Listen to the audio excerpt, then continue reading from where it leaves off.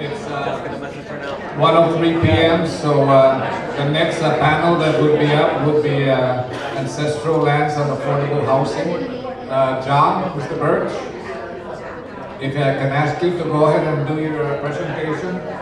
Ancestral Lands and Affordable Housing. That's the next group coming up. So Mr. Birch will be presenting on behalf of the Ancestral Lands Commission. Mr. Birch is the Executive Director of the Guam Ancestral Lands Commission. Actually, it's probably one of the newest agencies, if not the newest agency, that's been created by Gov Guam, and they have a lot of land, they have a lot of power, and they have a lot of leverage. So, John, thank you.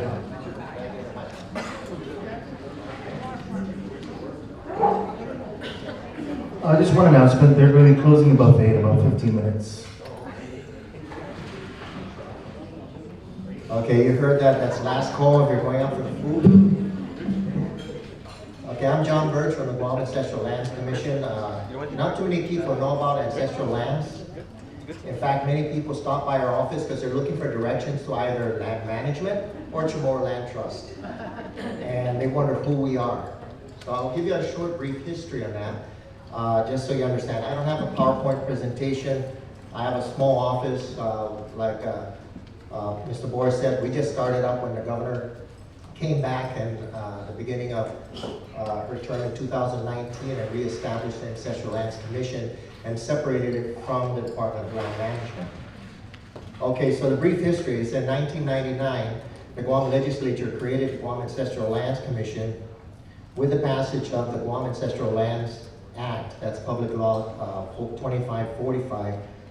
This is to pursue appropriate remedies to redress the harm done to the Chamorro people when a substantial percentage of the land in Guam was taken by the naval government, the naval government of Guam, or the United States federal government of Guam, through proceedings in eminent domain or under threat of eminent domain following World War II. The commission was tasked with holding properties in trust for the government of Guam, determining the ancestral owners of excess lands, overseeing the administrative process for the filing of claims and return of lands, to create and maintain a land bank trust for those dispossessed landowners who will never realize the return of their ancestral lands, and when appropriate, assume the role of claims facilitator to assist ancestral landowners in pursuit of just remedies. Now, the historical part, right after World War II, the United States military implemented an aggressive policy of land taking, resulting in the U.S. federal government's ownership of over 85,000 acres, or approximately 63% of all the property in Guam. Guam is made up of about 212 square miles, 134,000 acres of land area. This left an estimated 1,350 families without access to real property and water resources that have been in their families for centuries. And having been denied many basic human rights, the Chamorro leaders spent years pursuing for greater autonomy, resulting in the passage of the Organic Act of Guam in 1950. And drafted without the input from the people of Guam, the act established Guam as an organized, unincorporated territory of the United States and granted United States citizenship to its peoples who were previously United States national. The Organic Act retained plenary power to amend or enact legislation for Guam to the United States Congress and provided the Department of the Interior with direct control over the affairs of the local government. This allowed the United States to retain thousands of acres of land that it had confiscated and specifically excluded claims for these properties following the War Claims Act of 1948. Now, the War Claims Act of 1948 provided compensation for civilian American citizens captured on Guam, honor, or any other territory possession of the United States attacked or invaded by Japan. It did not, however, include or provide compensation for the residents of Guam who were United States nationals, but not American citizens prior to 1950. So Congress amended the War Claims Act in 1962 to extend compensation to United States nationals for property loss, but specifically excluded claims for property located on Guam. In 1976, Attorney John A. Bond filed suit on behalf of Guam to recover land he argued had been taken by the United States Navy with only minimal compensation. This resulted with the United States federal government agreeing to a $39.5 million settlement to land claimants. Payment to be made at the value of the land at the time it was condemned. While many landowners accepted payments, several did not. Some wanted their property returned and rejected the land settlement. Some viewed the payment as a lease and not a purchase. And some were off island and were unaware that they were eligible to file a claim. As of today, an unclaimed balance of more than $4 million of the land claims money is deposited in the United States Treasury, with future payments to be made only by petitioning the court. One of the Commission's challenges now is misinformation or the lack of information regarding the status of federal laws that govern the return of excess lands to Guam. Now, the return of 30,000 acres of underutilized federal lands to the Government of Guam for civilian use was started in 1953 through the Transfer Authority of the Guam Organic Act. Since that time, underutilized federal properties have been returned through numerous transfer authorities. There's several of them, but what I'm going to pick on mostly is such as the 1993-95 Base Realignment and Closure Act, also known as BRAC, and also U.S. Public Law 100-202, which authorizes the Navy to transfer federal property such as Navy-owned electric power generation, transmission and distribution facilities, and equipment directly to the Guam Power Authority, and the Guam Excess Lands Act, U.S. Public Law 103-339. What we see mostly in the current negative report from the Navy will be basically the Public Law 100-202, Public Law 106-504, and U.S. Public Law 103-339. Those are the transfer authorities that we see being used today. Well, enacted in 1994, the Guam Excess Lands Act transferred ownership of 22 specific parcels of land totaling over 3,200 acres to the Government of Guam with restrictive covenants that required the land be transferred to the Government of Guam for public benefit use, also requiring the Government of Guam to enact a detailed plan for public benefit, including but not limited to housing, schools, hospitals, libraries, child care centers, parks and recreations, conservation, economic development, public health, and public safety. And despite insistent requests from local leaders to include the transfer of lands to original landowners, the Senate report for the U.S. Public Law 103-339 included a statement from the Committee on Energy and Natural Resources that said the intent is that public benefit use does not include the transfer of land to the original landowners. Notwithstanding this, the Guam legislature created a land use plan in 1994 that defined the return of land to original landowners as an economic benefit that met the requirements of public benefit use with the passage of Guam Public Law 22-145. The Guam legislature then created the Guam Ancestral Lands Commission in 1999 and tasked it to distribute the excess lands to the original landowners or to their heirs, except in circumstances when the land is clearly under existing public use or non-ancestral use. In the year 2000, the United States Congress passed U.S. Public Law 106-504. This amended the Organic Act to provide a process that allows future transfers of excess federal lands to the Government of Guam to be made administratively without requiring congressional action. This also afforded the Government of Guam first consideration to acquire federal lands before any organization or federal agency which was not previously available under U.S. Public Law 103-339. However, U.S. Public Law 106-504 provided a definition of public purposes that is of great concern. This is subsection C5 under conditions of transfers, which states the term public purpose means those public benefit purposes for which the United States may dispose of property pursuant to section 203 of the Property Act as implemented by the Federal Property Management Regulation 41 CFR 101-47 for the specific public benefit uses set forth in Section 3C of the Guam Excess Land Act, that's 103339, except that such definition shall not include the transfer of land to any individual, to an individual or entity for private use, other than on a non-discriminatory basis.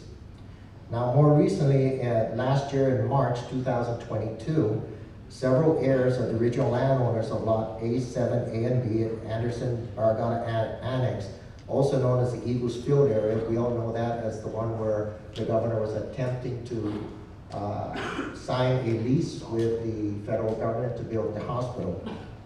This was what occurred then.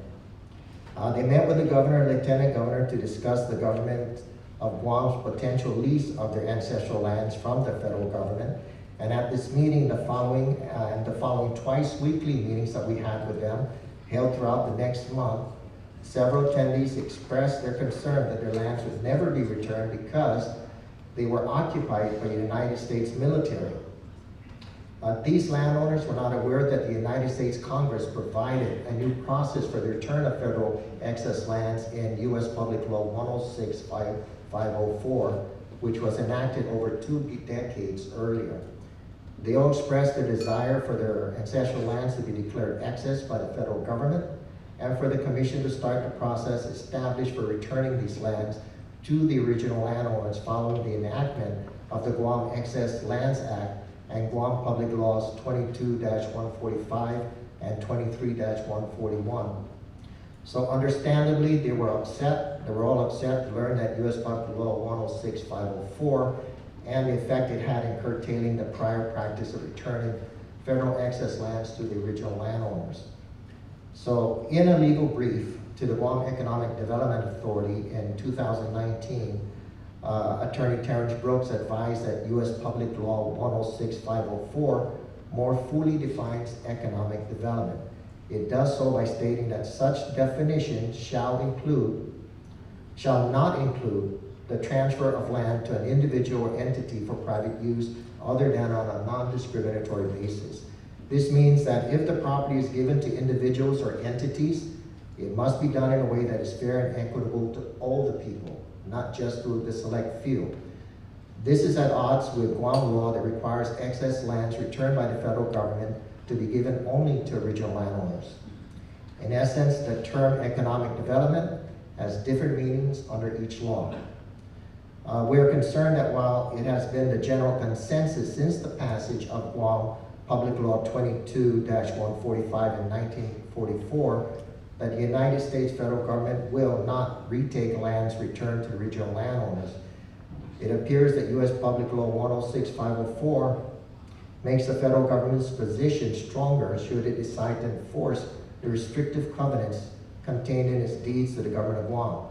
And should the Government of Guam transfer property to the Guam Ancestral Lands Commission for return to the original landowners, it could be viewed as a violation of U.S. Public Law 106-504. So it appears the language used in U.S. Public Law 106-504 nullifies the intent of Guam Public Law 22-145. It should be noted that several partials in the Navy Department, the Department of the Navy's net negative inventory fall within the transfer authority of U.S. Public Law 106-504. So the Guam Ancestral Lands Act, Public Law 2545, established public policy, local policy to return ancestral lands declared excess by the federal government to the original landowners. And we at GOC, the commission, we strongly support this policy, but we are concerned about the effect that this degree of uncertainty, should we return the properties to the original landowners, will have on the legal and the title companies or communities should the commission attempt to return federal excess lands under the transfer authority of U.S. Public Law 106-504. Now, the commission's goal is to increase the number of returned federal lands to the estates of the original landowners. Since the creation of the commission, the federal government has returned to the Government of Guam approximately 7,687 acres of terrestrial land and approximately 15,169.5 acres of submerged land through Public Law 103-339 and through BRAC. The submerged lands have been recorded in the GLC Excess Lands Registry and is pending transfer to the GLC. And of the terrestrial lands, 1,491 acres were transferred to various Government of Guam agency. The majority, 1,417 acres to the Guam International Airport Authority and 74 acres to other Government of Guam agencies.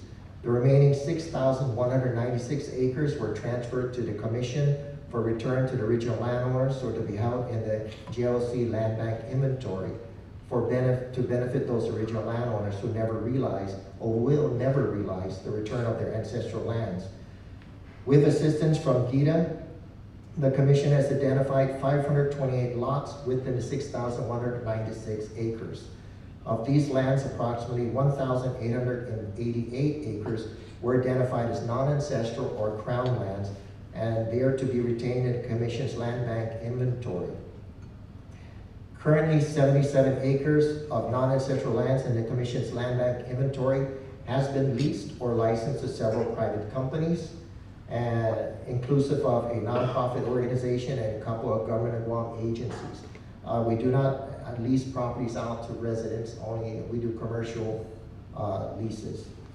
As of this date, of the remaining 4,300 acres, the Commission's aggregate amount of land returned to the original landowners is 2,648.9 acres, or 336 lots of various sizes.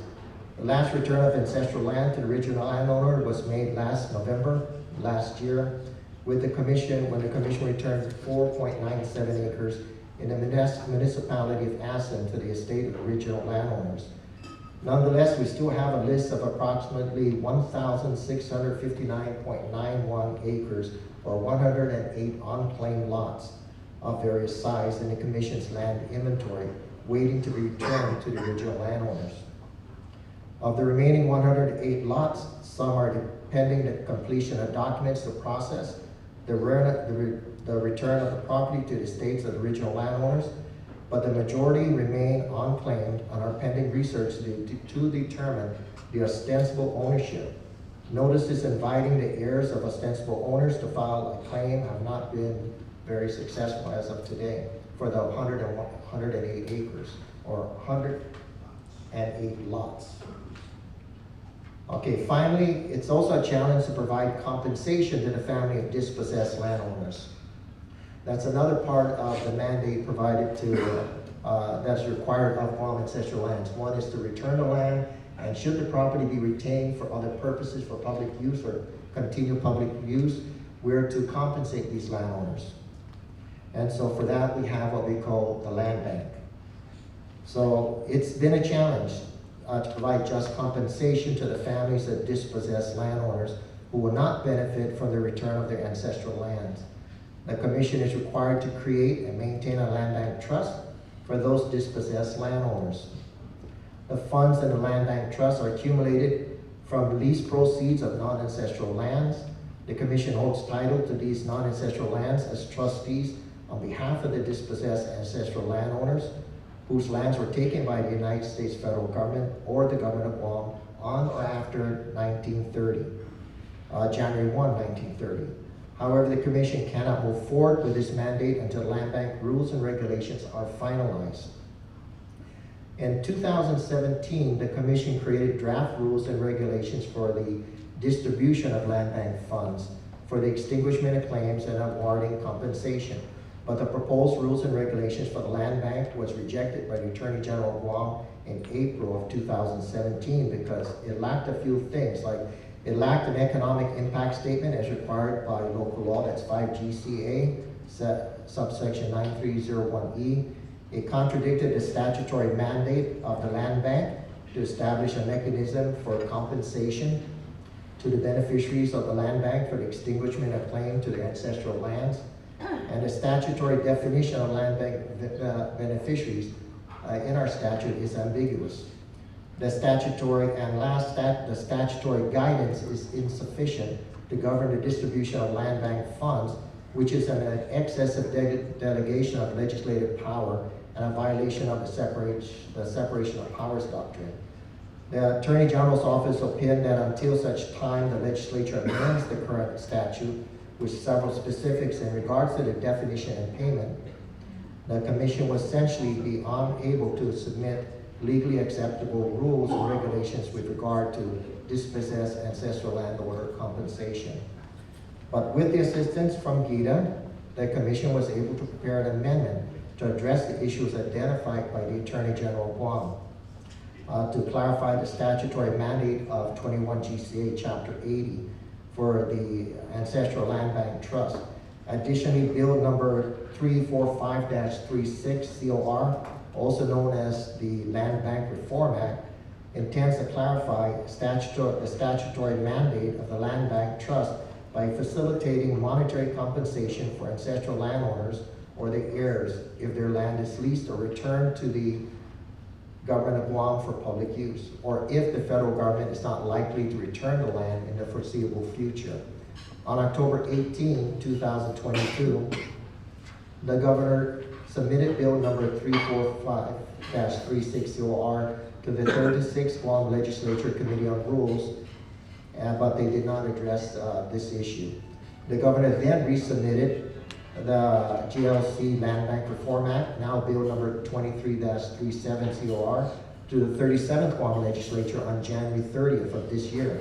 And as of today, the commission has not been informed of any public hearings scheduled to discuss the merit of this bill. And until such time that the legislature amends the current statutory mandate, which is the Enabling Act for the Guam Ancestral Lands Commission, with several specifics in regard to definitions and payment, the commission will essentially be unable to return legally accepted rules and regulations with regard to dispossessed ancestral landowner compensation. And some of you may have heard in the papers or the news previously about why Ancestral Lands has failed to, or has not as of today, created the rules and regulations for the land bank so that funds could be sent or given to the beneficiaries.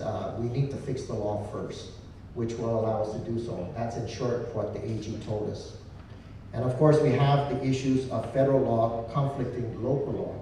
So either we have to fix that or take a chance and try to return properties that are using the transfer authority of 106-504 and see if the federal government will enact the reversionary clauses. At Ancestral Lands, we feel that the new law, well, it's not really new, it's been around for 2 decades, but it's new to many of the original landowners who were unaware of this, and it only became public when it was made known last year by the Guam Ancestral Lands Commission. But knowing that, of course, many of them were upset to find out that they had more strict, greater restrictions on return of land. Actually, the restrictions actually nullifies or restricts ancestral lands from returning property to them. So we'll see how we're going to work on that, how we're going to deal with that in the future, if we're going to challenge the law or we're going to stick to it and just make sure that any properties returned under this new transfer authority is kept for Gov Guam only, for Gov Guam public use. Unlike the former law, 103-339, which did allow or had a loophole in it that allowed us to return properties to the original landowner. I feel that with the latest law that it pretty much closed that loophole off to us. I don't see any way around it, and I've asked the legislature if they can find one, and of course they haven't responded to that question. I've also submitted that request to our legal counsels in the past, and I haven't gotten a response from them either. So hopefully we'll get something in the future to give us guidance. So we do have that, and while you don't hear much about us unless these controversial issues come up, like what happens with Eagles Field when we did all the research on the properties to provide the governor with direction on what laws are affecting the transfer and lease of these properties. And now we're dealing with that now again today. With any properties that are to be returned, because there are properties listed under the net negative report that are scheduled or in the progress of being returned now and may be returned before the end of this calendar year. And we'll have to deal with these laws and the controversy or the contradictions it has with local law. Okay, that's all I have to speak on. If you have any questions, I'm open. Yeah, what's the balance of your land transfer account, your land bank? The land bank, we have over $16 million, but that's not enough. It's pennies to acres if we're gonna compensate our original landowners for the property that was taken. If you're gonna include properties that have been taken and that would never be released, like those in Camp Blas, Anderson Air Force Base, Naval Mag, Naval Station. If you were to include those people as beneficiaries of the land bank, and this is a big question, are they part of the land bank beneficiary? Because those properties have not and will not be transferred back to Gov Guam, or are the beneficiaries to be those whose properties were transferred back to Gov Guam and kept by Gov Guam for continual public use, like the airport, the terminal, and the runway. They're original landowners who claim that, have ownership to that in the past. If Gov Guam kept it, then local law says that we should pay those folks. But the big question and the ambiguous part is, are they eliminated on their current statute? The answer is no. So we put that before the legislature now in the form of a bill. The governor transferred the bill to them for their discussion. And all we're asking is to give us a chance to come down before a public hearing and work this thing out. Discuss with the legislature what they would go for and what not. And of course, we have no bills that we submit to the legislature.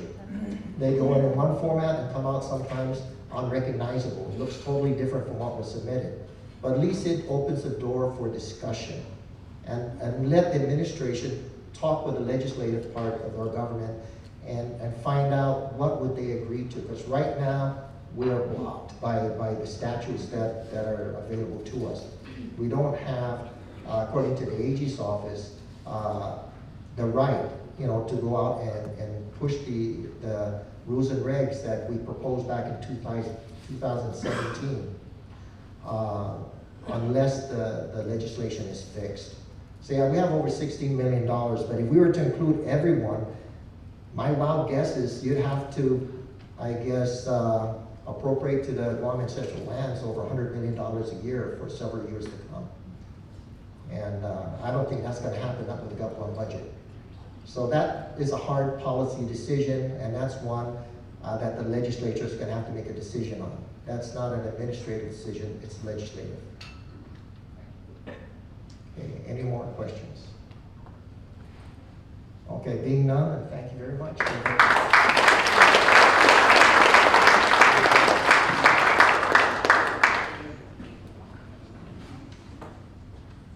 Thank you, John. And next we have the housing people. Housing, but it says land on it. CHamoru Land Trust Commission, Alice. And then long after Alice would be Guam Housing Corporation, Angie, and Ura. Guam Housing, River, Catherine, and Ms. Jolene Terlan. Thank you.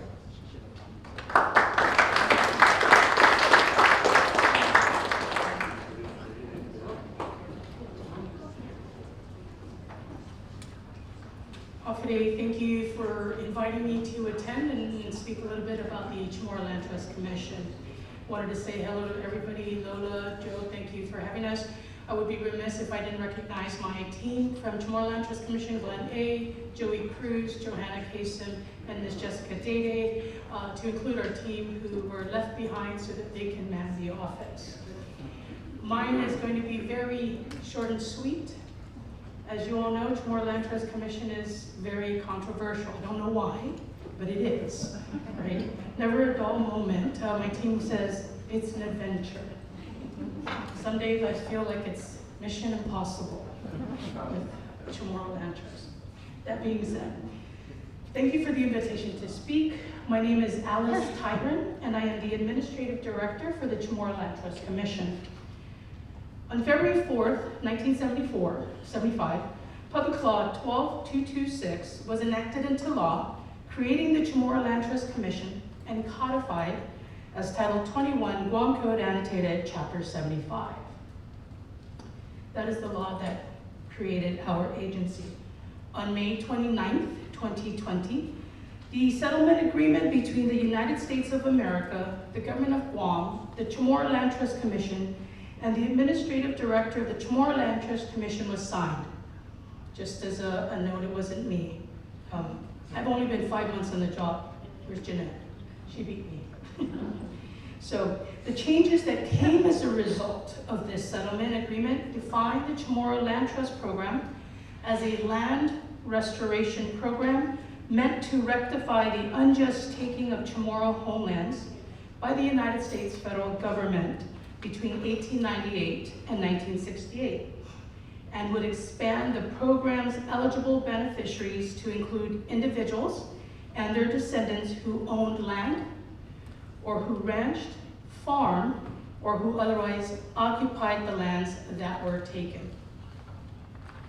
On October 9, 2020, Bill 419-35, an act to add a new Chapter 75A and to amend subsection 75109, Section A of Chapter 75, both of Title 21, Guam Code Annotated, relative to preserving the land restoration and justice mission of the CHamoru Land Trust was introduced and subsequently became Public Law 35112, signed into law December 10, 2020. Why is this significant? Chapter 75A to some degree mirrors Chapter 75.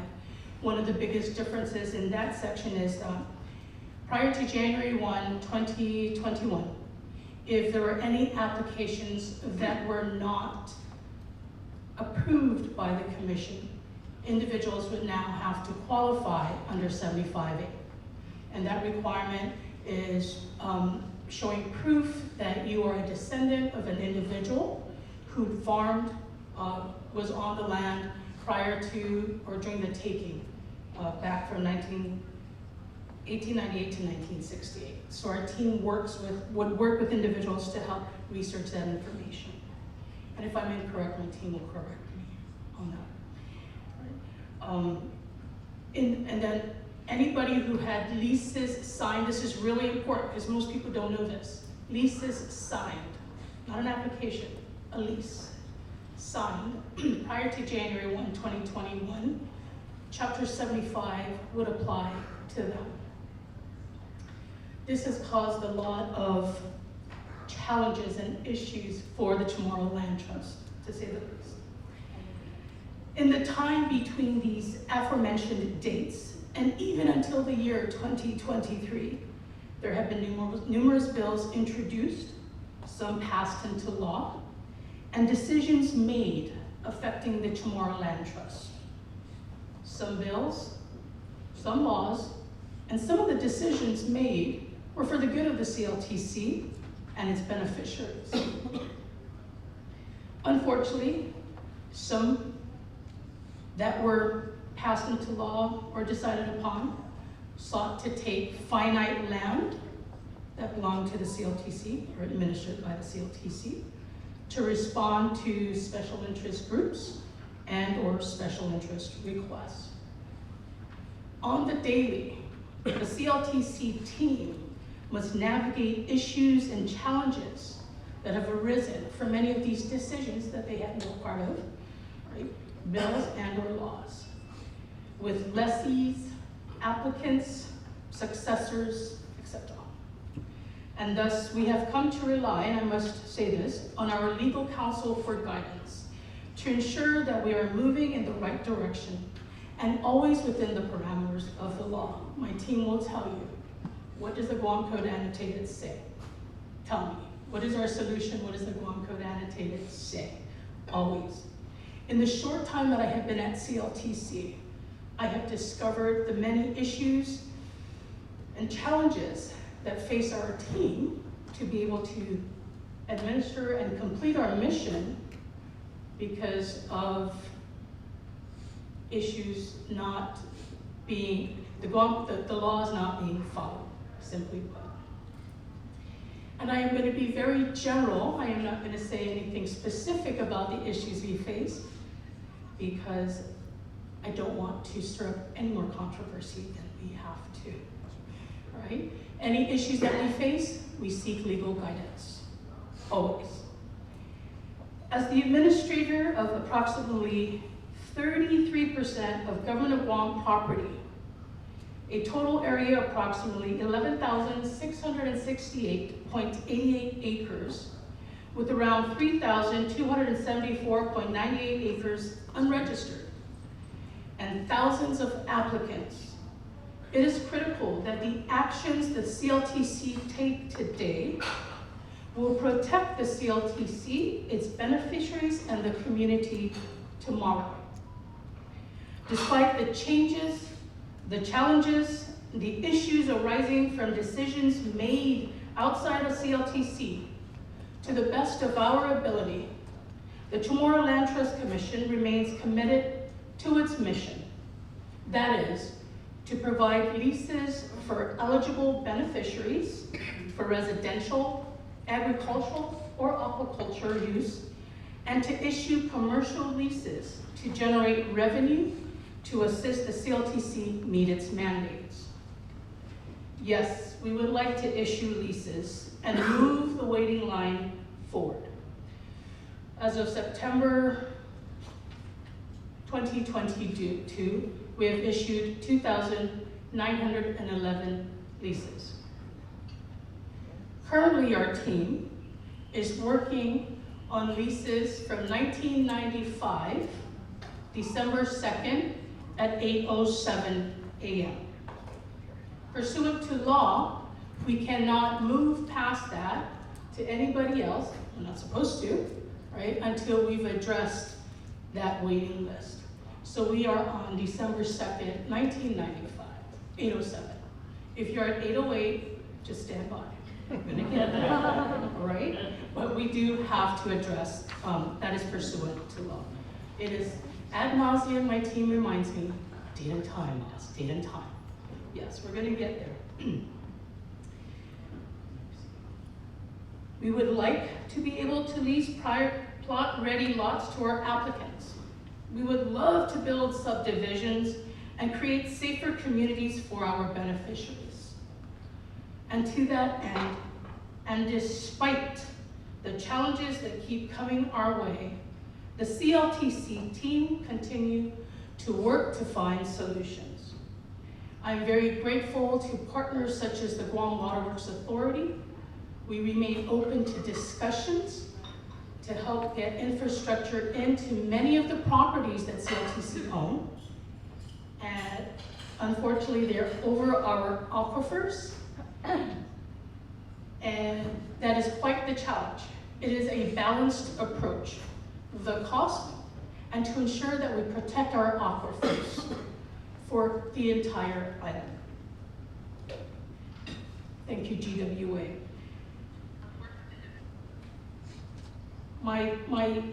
That's for my presentation. Before I leave, I do want to say this, that every decision we make, every action we're gonna take, in addition to relying heavily on our legal counsel, I ought to just place my legal counsel next to me, constantly calling her.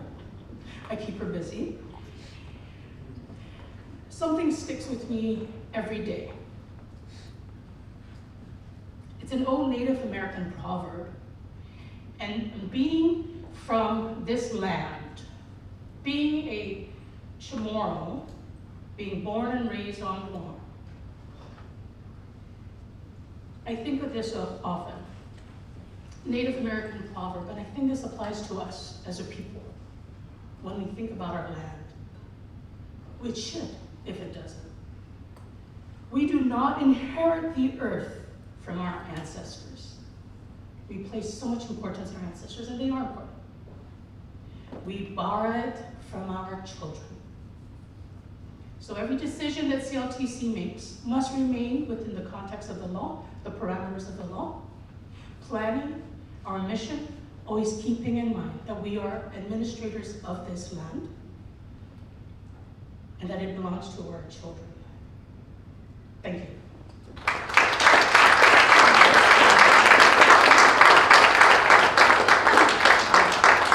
No questions? Thank you.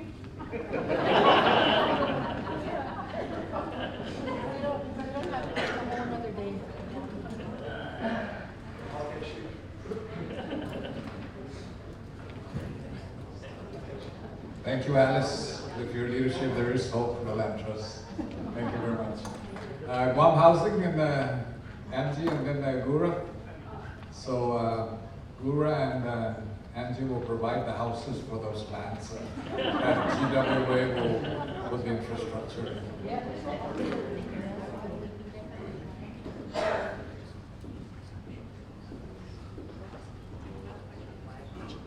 Thank you, Mr. Borja, for the invitation, and Lola, the Honorable from Bureau of Statistics and Plans, for inviting us today.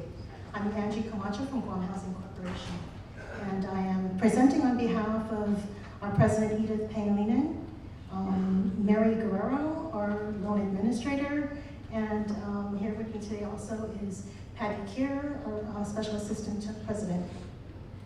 Guam Housing Corporation was created through Public Law 8-80 on August 25th, 1965. Its mission is to create and preserve sustainable communities through innovative financing and development by promoting private investment in affordable programs for our community. Its mandate is to help individuals to secure mortgage financing who cannot otherwise qualify as borrowers through conventional means. It is also authorized to engage in housing activities, including development of residential subdivisions, construction of housing for rental or resale.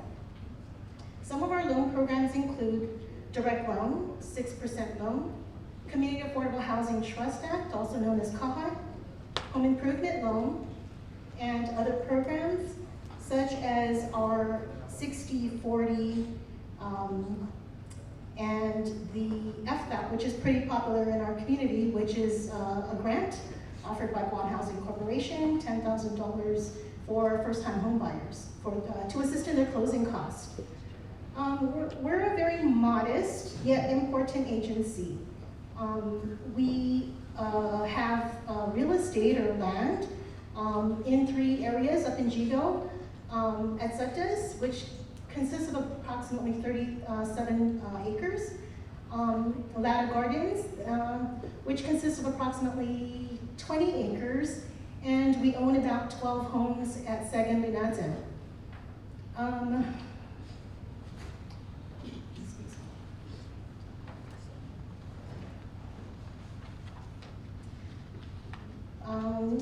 Since I've been at Guam Housing Corporation, we've worked with many of the other agencies, such as DPW. They assisted us in completing the renovation of 19 homes at Ladder Gardens. And we are currently working with GORA on the renovation of an additional 19 homes at Ladder Gardens. If you know the history of Ladder, those homes were built in 1965 and need a lot of renovations. We're almost at halfway through, and with some money and some time and resources, we'll be able to renovate. We hope to renovate as many as we can. We've also worked with Guam EPA in these renovations. Because of the age of the home, we need clearances for things like asbestos and lead-based paint. We work well with CHamoru Land Trust Commission because we're the lender of choice for their lessees who are ready to build their homes. We also have a relationship with the USDA and Veterans Affairs. And that completes my presentation, so if any of you have any questions, I'd be happy to answer. Well, thank you.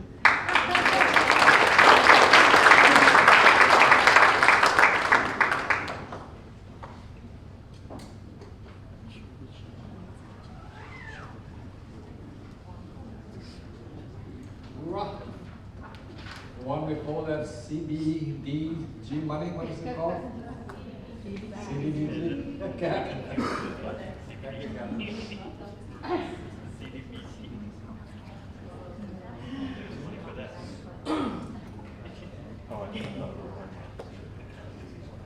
Hi folks, I'm Kathy Titano. I'm going to represent my office today. I'm the Chief Planner for GORA for a few years now, and I'm going to make it brief because I was lucky enough to have the opportunity to listen to everybody first, and it's a perfect dovetail for us because when we first heard, I wasn't exactly sure how to present to a land summit what we do. We came into being in 1962, and we are codified under it's Title 12, Chapter 5, that's GORA. And we're here because primarily we came into being because funds coming in to repair and restore Guam after Typhoon Karen, which came in '62. We're in need of federal help. That federal help came in the form of U.S. Department of Housing and Urban Development monies, and the fruit of that is seen in what we now know to be Zo'otnya proper and Sinahanya proper, the main parts of the fully developed villages. Urban renewal monies went one further and became the primary resource to do some redevelopment. Now, urban renewal was then called redevelopment by the time the 80s came around, and we did that in the form of ASEM.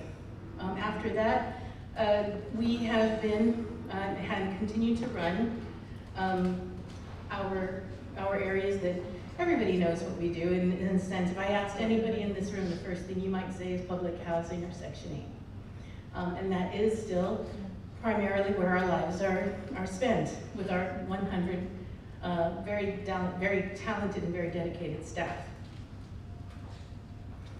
But we're here for land. And so in the context of land, we own and operate 750 public housing units, and that's in various places, north, central, south, that we do run, and we do so on roughly 112 acres of property. We do, although, also own and maintain another 64 acres total of commercial properties, which we have done all in the condition to support housing, which is our primary mission. We do so by providing community development facilities and the like. Over time, we expanded into assisting specific groups. Apart from the 750 units of public housing that we have, we also, a portion of that, 82 units of that 750 are strictly for folks who are elderly, persons aged 62 and over. Another 49 units we all know to be Kumachangkiladat, also elderly over 62, down in Tuman, and we need more. The other side of GORA is our community development block program assistance in the communities. And I wanted to show this because it's an example of we took 3 sites, one north, one central, and one south. And the reason for this is because we provide funding for the development. We're the brick and mortar, but we do so in partnership with folks who have actions that they want to accomplish. And that first picture up there where 2007 is, that's the Dededo Skate Park. The land is from the Department of Parks and Recreation's inventory. It had been, and it's being managed by the mayor. The mayor's office in Dededo. That 2010, that's the Southern Health Center. That was not primarily GORA money, but we assisted with the construction of it, with the A&E development and design, and it's a rehab and add-on to the building. We did so down in Inalanan. So that was also part of our projects. That land then came from the Department of Public Health. And finally, in 2019, we ribbon cut on the Central Police Precinct. That's an example of what had happened when we did not find anything in the central inventory and we had to acquire. So that site currently is home to the Guam Central Police Precinct, and with a little luck, a Sinahanya fire station at some time, once we can figure out how to afford the darn thing, and prices being what they have been lately. But we are a housing agency, we are a housing authority, and a good deal of our time and effort has been spent on improving or actually creating supply for new housing on Guam. The 2003 house is out in Stumbo Deredo and is an example of what we built at the time. And I'm going to get this wrong. 70? Jolene Terlahi, our CD manager, community development manager back there, lucky girl. That was what we built, one of 70 houses out in Estumbo. But that also was a partnership because what Government of Guam wanted us to do was prep hundreds more housing lots. So we prepared the lots, we made them ready for development, and then and have continued to, we stopped having to continue to manage. Over time, the community itself was developed around this area and has contributed to, frankly, the stability of the area because it is owned, owner-occupied housing, largely. The unit in the bottom in 2023, that is out, I'm gonna say it's agate. That's our agate property. These are both built, well, this one is, under the Renewal Affordable Homes Program, which is our new construction arm. When we have the opportunity, we either acquire property or we acquire a house that's in need of rehab. Our aim is to either add to the inventory or increase the or sustain the inventory.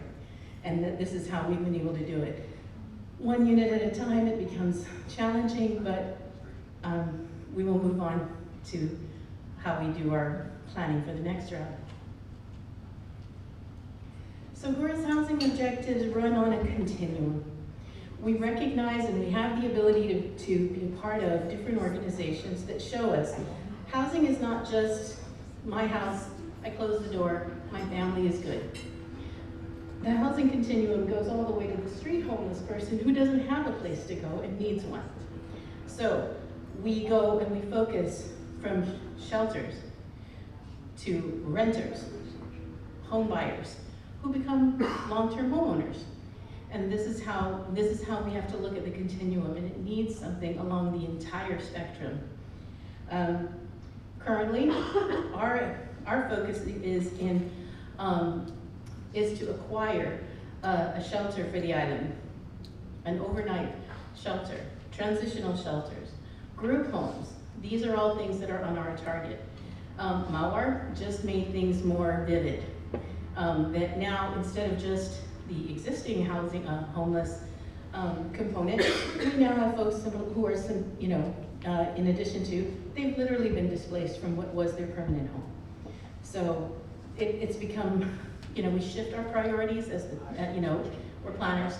We shift our priorities as it's needed, and it's needed right now.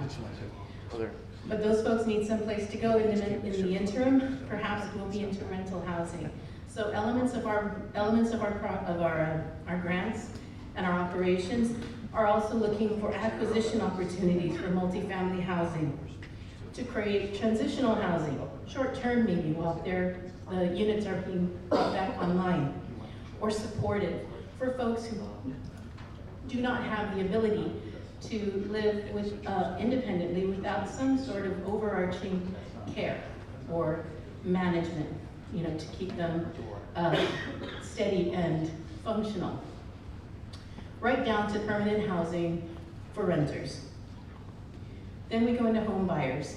And here's where we find synergy with the Guam Housing Corporation, with the Rural Development Office of U.S. Department of Agriculture, and others. No one can operate and accomplish alone. If we did, money wouldn't be an issue, but money is. So when we hear about opportunities to partner and to leverage, we look at leveraging anytime we can. While we may have the money and perhaps the A&E to work on something, I need a site. So where we find our missions, kind of cross and coexist, that's where we find our partnerships. We also, though, do look for opportunities to provide direct assistance to an individual who wants to be a home buyer. And these things get expensive in a world that we live in where nothing housing related is going down in cost. Homeowners.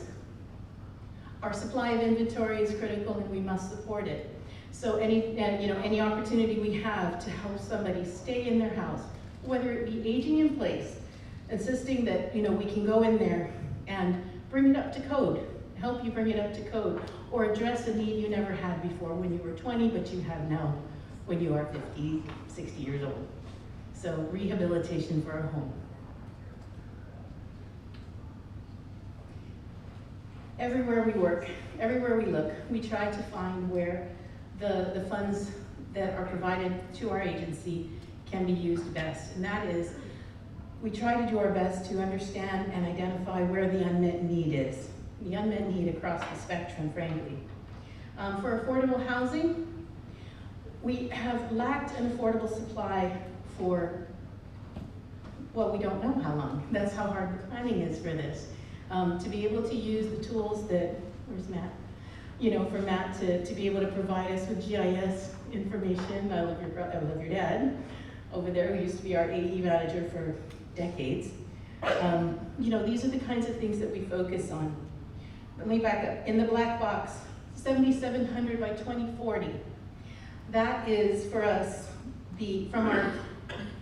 from our 2019, it was finished in December 2019 and it's tagged at 2019, but it's dated up through the end of that year. It's the 2020 Guam Affordable Housing Study. That figure of 7,700 units is what was identified with what we knew to be the presence of the military coming into the market with us. And we use this as a stepping off point because this was planning from 2020 to 2040, and this number is for 2040. We're behind as a community on trying to meet these figures. We can see what we have in the inventory when we look at, say, the census, and that should be, you know, that is something that we look at all together. We try to address the lack of adequate supply, and we recognize that what we're dealing with is a lot of pent-up demand. When you don't have enough supply, the demand is there, you just don't get to see them. But they're doubled up in homes, they're in multi-generational home families. We're used to living like this, but at some point, you will fly out of that nest and try to create your own nest.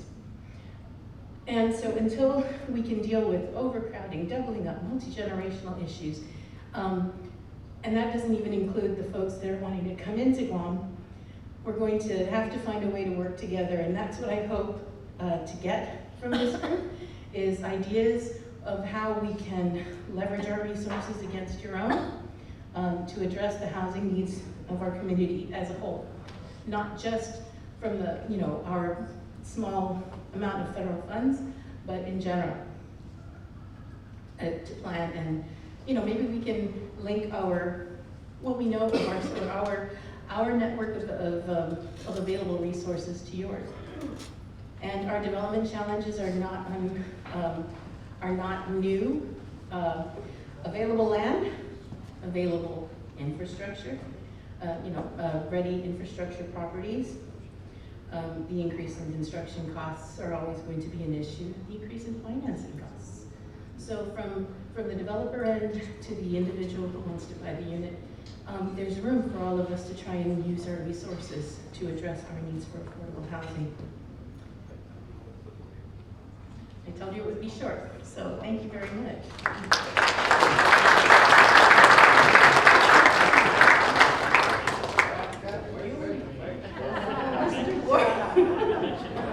Yes, sir. I just wanted some clarification. Yes, sir.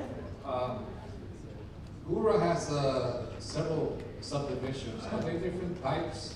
Is a subdivision a rental subdivision, and do you have other fee simple subdivisions where that's a GURA subdivision, but the people that live there actually own the house and property, or is totally rental? Presently, our GURA-owned inventory is totally rental, the units that we know of. But, I mean, and to extend that, I'm not going to leave the Section 8 folks out. Through their efforts, and that means that the units that are being rented to Section 8 meet a certain housing standard, which is a good thing. There's another 2,500 homes out there, which we've calculated, 4 people per home, 10,000 people being supported through our efforts. Now, our efforts towards home ownership, GURA 500, Fern Terrace was one of our GORA sites, Humble Gardens. GORA 10, the 501s, the 500 meant that GORA built 500 units around Dededo and Chico. And we were not more creative than to keep it in lumber, so GORA 500. But those were not altogether built by GORA. Some were, some weren't, but in every case, our intervention was to make it ready for a homeowner to come in and develop their own home, or buy one of the ones we built. Our most recent, the large most recent foray into it was really in the late 90s to finish off Asen, and to finish the development in Asen, and that included the construction of, I think, 20 homes in Asen? 40 homes in Asen. So for homeowners. you had money to build, you're looking for money to build, but you need land. We have money to build. We need partners to lower the costs of things. Yes, I see the trust. Yes. So we've had lots of conversations with, most recently with Guam Housing Corporation. We want to, staying flexible, one of our opportunities is to actually go in with the hard build, but the others are to go in and assist the family to finance. There were issues in the past that made connecting with the trust impossible, but those are, I believe they're in the past now, and we can move forward with more conversations with the land trust. Thank you very much. Thank you, sir. Thank you.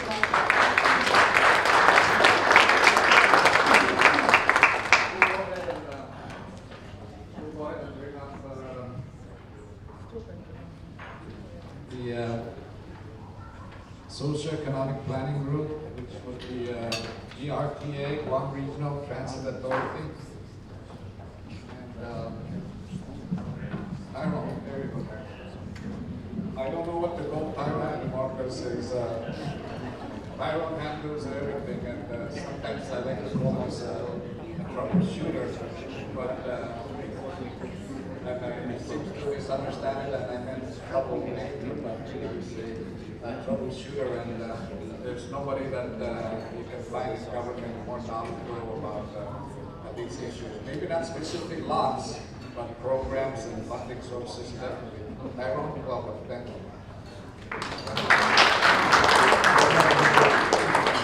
Okay, well, good afternoon. First of all, my congratulations to Joe Barra and your team, and of course the Lola and her team, and for putting on today's successful land summit. I can see some of the former the employees of my former agency at BSB working very hard, and has all the hallmarks of a fine-tuned machine for which the Bureau is capable of. As Joe alluded to it, I hold many different hats nowadays. So I'm going to sort of break my presentation into like 2 or 3 parts here. I've also skipped having a PowerPoint because quite often when I have a PowerPoint, I sort of get into trouble in that I have more slides than I actually have time for. The last time I spoke between an event like this was the Seminary Planner Symposium last August, where I started out by saying that this is the first of 64 slides. And then everybody laughed until 10 minutes later, the horror descended on them that in fact I had 64 slides. You know, so for which I sort of skimmed through near the end when someone told me, you don't have time for this. So anyway, just to keep as a matter of discipline, I'm just going to speak off the cuff. As been noted here, one of my quarterly duties for the moment now is interim executive director of the Guam Regional Transit Authority. And what I often refer to as my day job, I'm actually infrastructure coordinator for Guam in terms of coordinating response to take advantage of the tranche of federal infrastructure funding coming out of Washington, including the bipartisan infrastructure law, Inflation Reduction Act, etc. And then also as part of the office, it is the agency that's designated to receive federal broadband funding, which at the moment is at $156.7 million award to Guam about on June 30th. That goes to improve broadband infrastructure. So I'm going to break up my presentation in those 3 parts. First of all, as in my hat as GRTA Executive Director, we have basically two land use goals. One is to use some 6,000 square feet of property GRT already owns near the DPW compound as a site for construction of a new administrative and maintenance facility. Right now, we're living at the good graces of Vince Ariola and his family at the Department of Public Works. But the land has been set aside to build a facility. There's a revenue stream of federal funding to do so, and it's a matter of time before that gets down. If the GRT also has its eyes on another 6,800 square feet in the Dead Flea Market as a potential site for a park and ride facility. This already has the federal funds that have been lined up for this one as well. Basically, it's roughly about 200 parking spots and a few bays for buses, etc. And the idea, it gives people in Northern Guam a place to drive to, and then they join the transit system from that. That pretty much is it for now. I mean, most of the, and from my view, most of the real priorities for GRT are listed in land as it is in rolling stock. And that's kind of where our focus for our planning is right now. Now, moving on to the other task I handle here, which is the utilization of $156.7 million awarded to Guam on June 30th for broadband infrastructure. Now, since that announcement, I've gotten an array of questions about what that can be used for. And for the most part, I've had to tell them it can't be used for what I've been asked to, if they can be used for. But basically, I'll distill it down to this. This is part of the Broadband Equity Access and Employment Program, which has its goal is to expand access to high-speed internet across the country. And towards that end, there was a massive effort by the FCC to map locations across the country, not only on the basis of locations to receive internet service, but the kind of internet service it was getting. And there was a standard for what was considered as an unserved location. And it's not just a location that doesn't have internet service. It's a location that doesn't meet the standard of 25 megabytes download speed, 2 megabytes upload speeds, and latency of 100 milliseconds or less. Now, latency is if I can sort of explain it, this is if you send a ping from where you're at to a location of another server you're engaged in. In the context of the Broadband Equity Access and Deployment Act, this is meant to judge your access on the basis of real-time applications. Now, one of the issues we sort of wrestle with in the Office of Infrastructure Policy Developments and the since last year, and regarding the FC maps that were charting this, was how to define latency. And by the way, the FC maps was a matter of raging controversy all the way across the country, and they're still arguing about this now. But one of the standards that the FCC tried to impose on Guam was a standard called CAF2, and this is where you would judge latency from where you're at to the end of the island, which is good as so far as a technical measurement, but in the context of the Broadband Equity Access and Deployment Act, it was supposed to be as a matter of engagement with real-time applications. So, if the Google Play Store and the Apple App Store have been located on Guam, all well and good to judge latency between one end of the island and the other end of the island, but it's in the mainland US, in which case that's an entirely different kettle of fish. And so our argument was, because of the latency issues that engage with real-time applications, and this is ranging from Gmail to Netflix to more technical applications, that latency should be judged between where Guam is and where those real-time applications are that we want access to. And we sort of made the case, and with the cooperative internet service providers, the entire island of Guam was declared with unserved locations. And that, by the way, was one of the principal drivers for a rather substantial award on the BEAD program of $156.7 million, which was more than half a dozen states, which is being pointed out in those states right now. In any event, so what that funding is for is to solve the problem of unserved locations, not only to extend the access to it, but also internet speed that meets those requirements in terms of upload speed and download speed and latency, and what other consideration, affordability. We're all used to have high prices here on Guam. However, if one takes a look at the data as to what representative prices for what's paid for in the mainland as opposed to here, Guam is very expensive. And in my view, in terms of getting people access to the broadband, the barriers are not technological. they're not geographic. It's not as someone's living on the side of a ravine, you know. Yes, maybe there's not any broadband access to Mount Lambert, but no one lives there. But in terms of reaching people, the major barrier is economic. And for those pockets of the community, Gilbaza Division, et cetera, that does not have built broadband infrastructure in there, there's a good reason for it.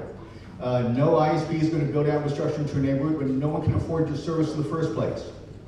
So that's one of the goals as well as we, for the deployment or the use of this funding. Now, we are in the process of actually determining what that will be. There are a number of steps to it. One of them is we have to file by August 27th a 5-year action plan that sets broad goals and objectives and strategies for reaching it. Anyone who wants to contribute to that, and we've had a number of stakeholder meetings on this for the last few months, can issue, and you have an idea of what to do with $156 million. You can feel free to send your idea to broadband@guam.gov, and I promise you a real-life human being will read it. And we'll take your input in, and we'll probably have a first draft available in the next couple weeks. Be circulated with one of the stakeholders, and the goal is to file by August 27th. Now, so much for the 5-year action plan. The real hard thing we have to do now, the clock began once we got the award of the $156 million, is to what was called the initial proposal. And we have 6 months for this, meaning we have just about right after Christmas before the clock runs out, in order to determine what exactly we build. And which brings me to what does all this infer in terms of land use? Well, the solutions to geographic access and also affordability access, and also to provide speeds that meet the criteria and the latency criteria of the BEAD program. That infers the building a lot of fiber optic cable all throughout the island. Now, I won't get into the details because then I'll get in as much trouble as if I had a PowerPoint presentation. But there is a large amount of publicly owned broadband infrastructure already built, and even beyond that, there is the prospect or suggestions been made of building out what is known as last mile broadband. This is like fiber optic cables to your homes. Right now, it's kind of coaxial and kind of like jury rigged, and fiber optic cable to your homes would certainly improve the speeds and the latency by which and to some degree the latency for which people will receive it. And also, if we use the investment right, it will help make broadband access or internet access, high-speed internet access more affordable. Anyway, that's the goal. That's one aspect of it. The other one is to deal with latency. Now, the main reason why you have a latency issue between engaging in real-time applications on the West Coast comes down to basic physics and the speed of light. And this is a long way for the signal to travel. And one solution that is arrived at, Hawaii's arrived at the solution, is to develop a technology including edge computing and IXPs or internet exchange producers to actually replicate the internet here, kind of like caching in a sense, and through that, mitigate the effects of latency. So that one is on the table. Now to do that, it infers creation of a data center in order to house it. Now, just to put things in context, so I'm now like in week 4 of the award of the $156 million. So everything that I sort of mentioned here has to be taken into the context of a work in progress. But it is becoming more and more evident that in the utilization of that BEAD funding, that one of the things that will have to be arrived at is the construction of a data center. Now, there are any number of places you could use a data center. It could be on private land. It could be on public land. We're in discussions at GP one possible site is the Otangisan power plant, which has the advantage of not only the power inputs in there, which are viable, the data processing center, but it's also near the shoreline, in which case it may be access to an undersea cable, which is, by the way, how Guam gets the internet, through an undersea cables. That's one possibility. As it turns out, the University of Guam already has a data center. It's not quite scaled up to the load maybe required for this, but it's already there. And the UOG is, last I checked, is always looking for opportunities for people to invest in buildings on their property. So that's one of the things we're looking at. Now, what kind of scale we're looking at? Well, just so you understand the tenor of the conversations, I'm going to go back to why there even was broadband funding in the bipartisan infrastructure law passed in 2021. It's not as if because someone said, oh, this would be a good idea, throw this in. No, it was a consequence of literally decades of pent-up demand and discussion about what could be done if only we had the resources. And the bipartisan infrastructure law was meant to provide the resources so this doesn't become a reality. So one of the things I sort of discovered in the intervening 3 weeks here is that there have been a lot of people on this island thinking about what to do if only we've had the resources to do so. In which case here, we're kind of further along in the process of defining a concrete plan than what otherwise would expect going from a grant award to week 4 for something this complicated. So, and in the scale of proposals that have sort of crossed my desk, and again, please give us the caveat, this is week 4, we have not decided anything. And once we do so, it'll be set up to a challenge process, et cetera, but we hope to do the civil awards for this money by next year. It's a lot of it is in the neighborhood of 30 acres. Again, where you get the 30 acres kind of depends on how you would do this. And the range of what kind of data center land use is also compounded by the degree to which you look for ways to make the data center efficacious and to get more bang for the buck, particularly for economic development. So there are things that could be added on, including a solar farm. Now, power, particularly inexpensive power, is a key to making a data center viable and sustainable here. We, of course, do not have cheap power. So one alternative to actually do that problem is maybe correct a facility with its own solar farm to help deal with the cost of power usage. Also, we've been in discussion, my office in discussion with DETA here, and have been for a while, about leveraging this funding, this $156.7 million in BEAD funding, to serve the governor's economic diversification goals, particularly in the neighborhood of information technology. And so this site for a data center could in fact be the centerpiece for a high-tech park as well. That would require more land usage. Those are sort of the concepts on the table. Hopefully by the end of this year, when we define the initial proposal, my office will be able to present a more definitive statement of exactly what we're going to, the plan to do so, and what to be built with. And then there's a challenge period after that, and then we get to argue over that. And then it arrives at a final proposal. Of course, throughout this process, we have to clear this with our partners in the federal government, who are actually very excited about the prospects of what can be constructed in Guam in order to advance people's access to high-speed internet. And the implications beyond that is for the community in terms of not only the day-to-day lives, but giving our people's access to digital aid, to business and job opportunities, for things that can improve their daily lives, ranging from in the health field for things like remote patient monitoring to long-distance learning, to being able to engage in the world beyond our shores more easily. And turning back to latency, for any of you who have tried to deal with a complicated, graphic, intense website that's not based on Guam but in California here, the latency issue is the reason why you have problems with it. And that's one thing we hope to sort of resolve with this effort. So much for that hat. As infrastructure coordinator, aside from broadband, I have no direct responsibility for any infrastructure program. That's in the good hands of my colleagues in public works and port, et cetera. I try to approach a lot of these issues from like 30,000 feet. One of the things we're pushing for is coordinated infrastructure policy with the Guam 2050 Sustainability Plan being spearheaded by the Bureau of Statistics and Plans.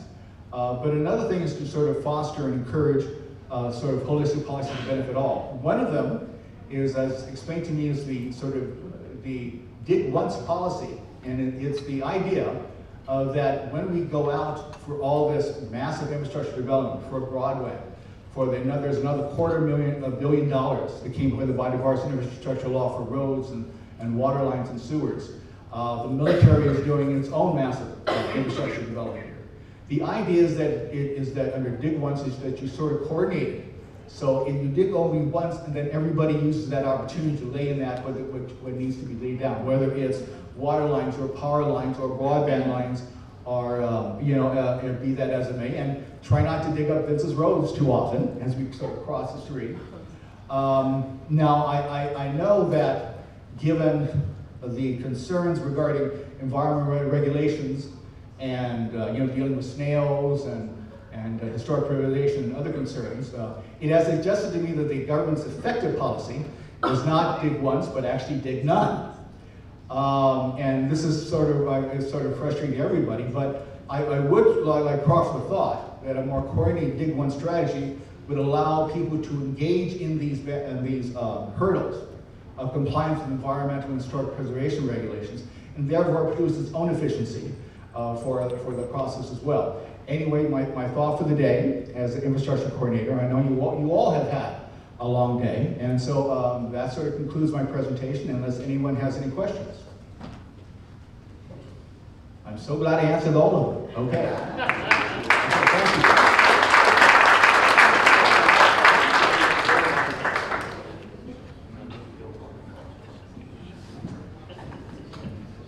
Thank you, Tyrone.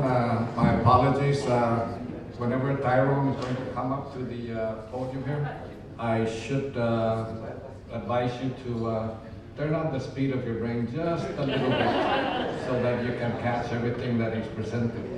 What I caught there was $156 million, and I caught 30 acres, and several things like that. Now, Tyrone's office is fairly new, but in the information technology business that the federal government is providing help to Guam, very, very crucial and very, very critical in the next coming years. And not only to dig once, but some of these issues that surface for Guam, the latency issues, you don't have that in Los Angeles. You don't have that with San Diego, for example. So I'm glad that someone in the government recognized that issue, the latency issue, that we're way out here. We're still America, but we're way out here, and it takes a little bit extra to get that last mile, as he says. Thank you, Tyrone. We can lower down the speed of the brain just a little bit. Next, and I see them standing already, GPD, always ready. Now, GPD is not going to come up and do anything about information technology. I hope not. Yeah, or crime prevention. But the reason why we're here is that recently, at least in this administration, a lot of support's been given to GPD. We all agree, or we all think that crime is high on Guam and like that. But there are other issues that GPD is handling. And several years ago, when I was in the legislature, they needed an evidence locker. They needed land to build an evidence locker. And of course, they went to the legislature, got property up in Jigo, got the evidence locker they need.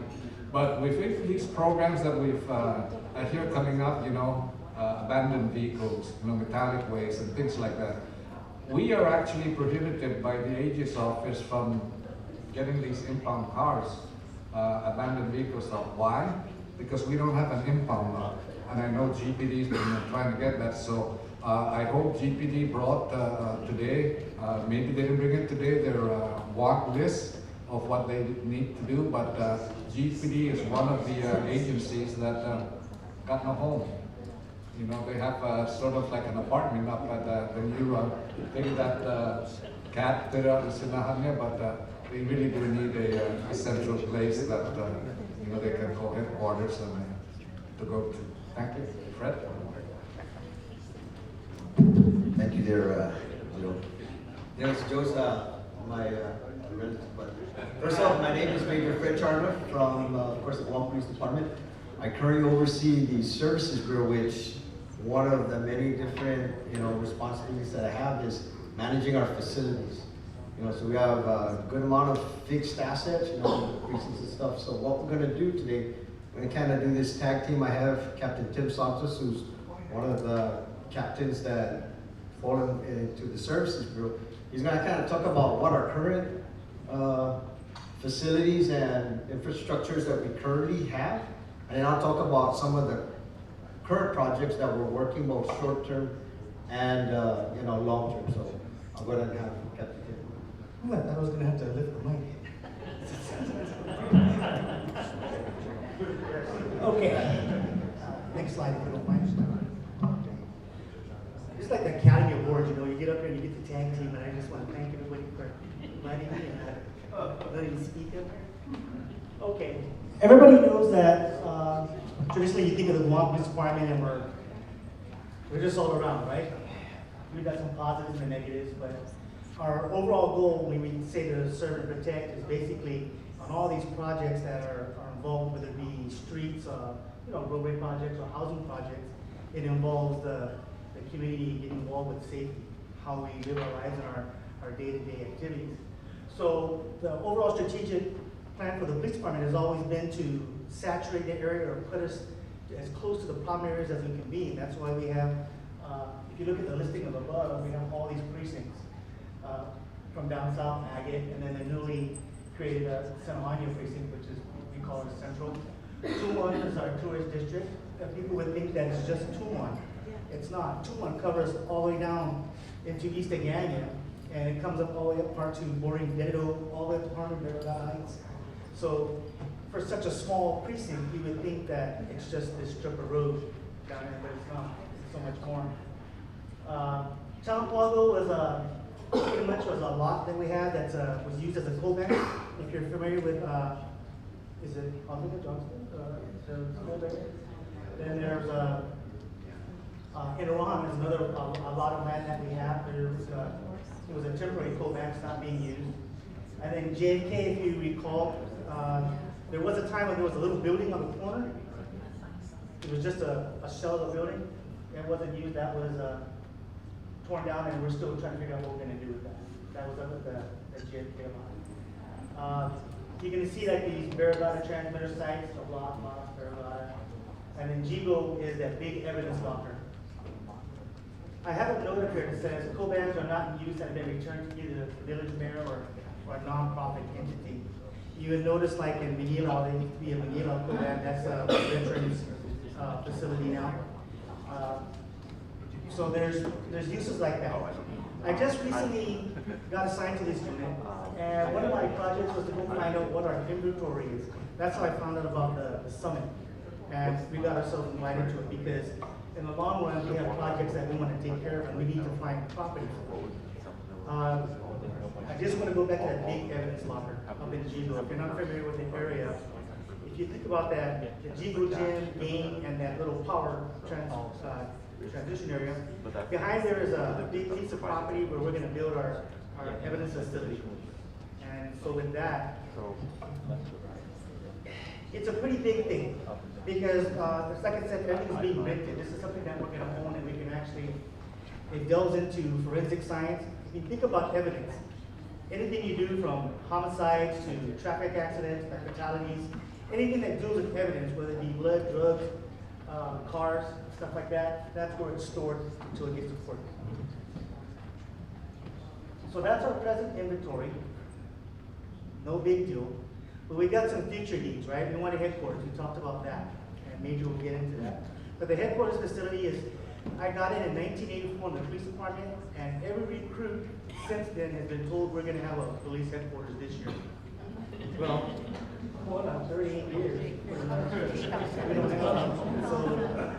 So our interest would be, what are some properties that we can look at that we can use in the future? That's what this summit is about for us. I want to say that on the antenna sites, we just had a super typhoon. You guys are experiencing problems with Docomo, ITini, things like that. Those are antenna sites.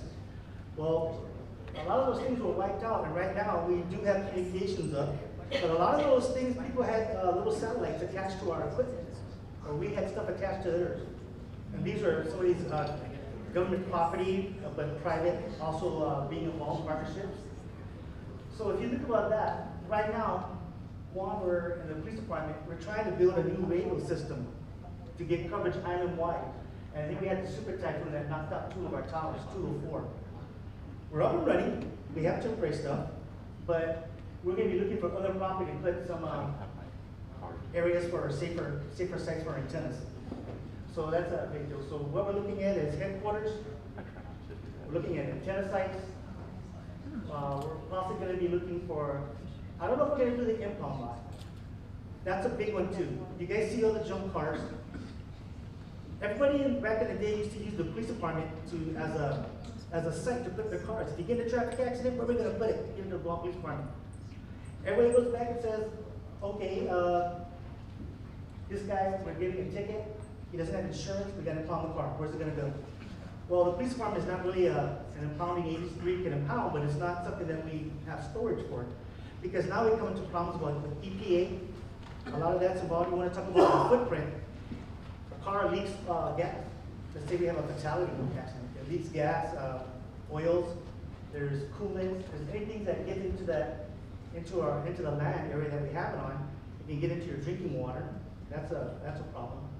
So, yeah. So I'm gonna go to the next slide, and I'm gonna have, well, actually I'm gonna ask Major to speak about it. But I know it was kind of quick. We were anticipating a panel, but we weren't anticipating giving all these speeches on it and stuff. So it's kind of impromptu for us. I hope my English was good.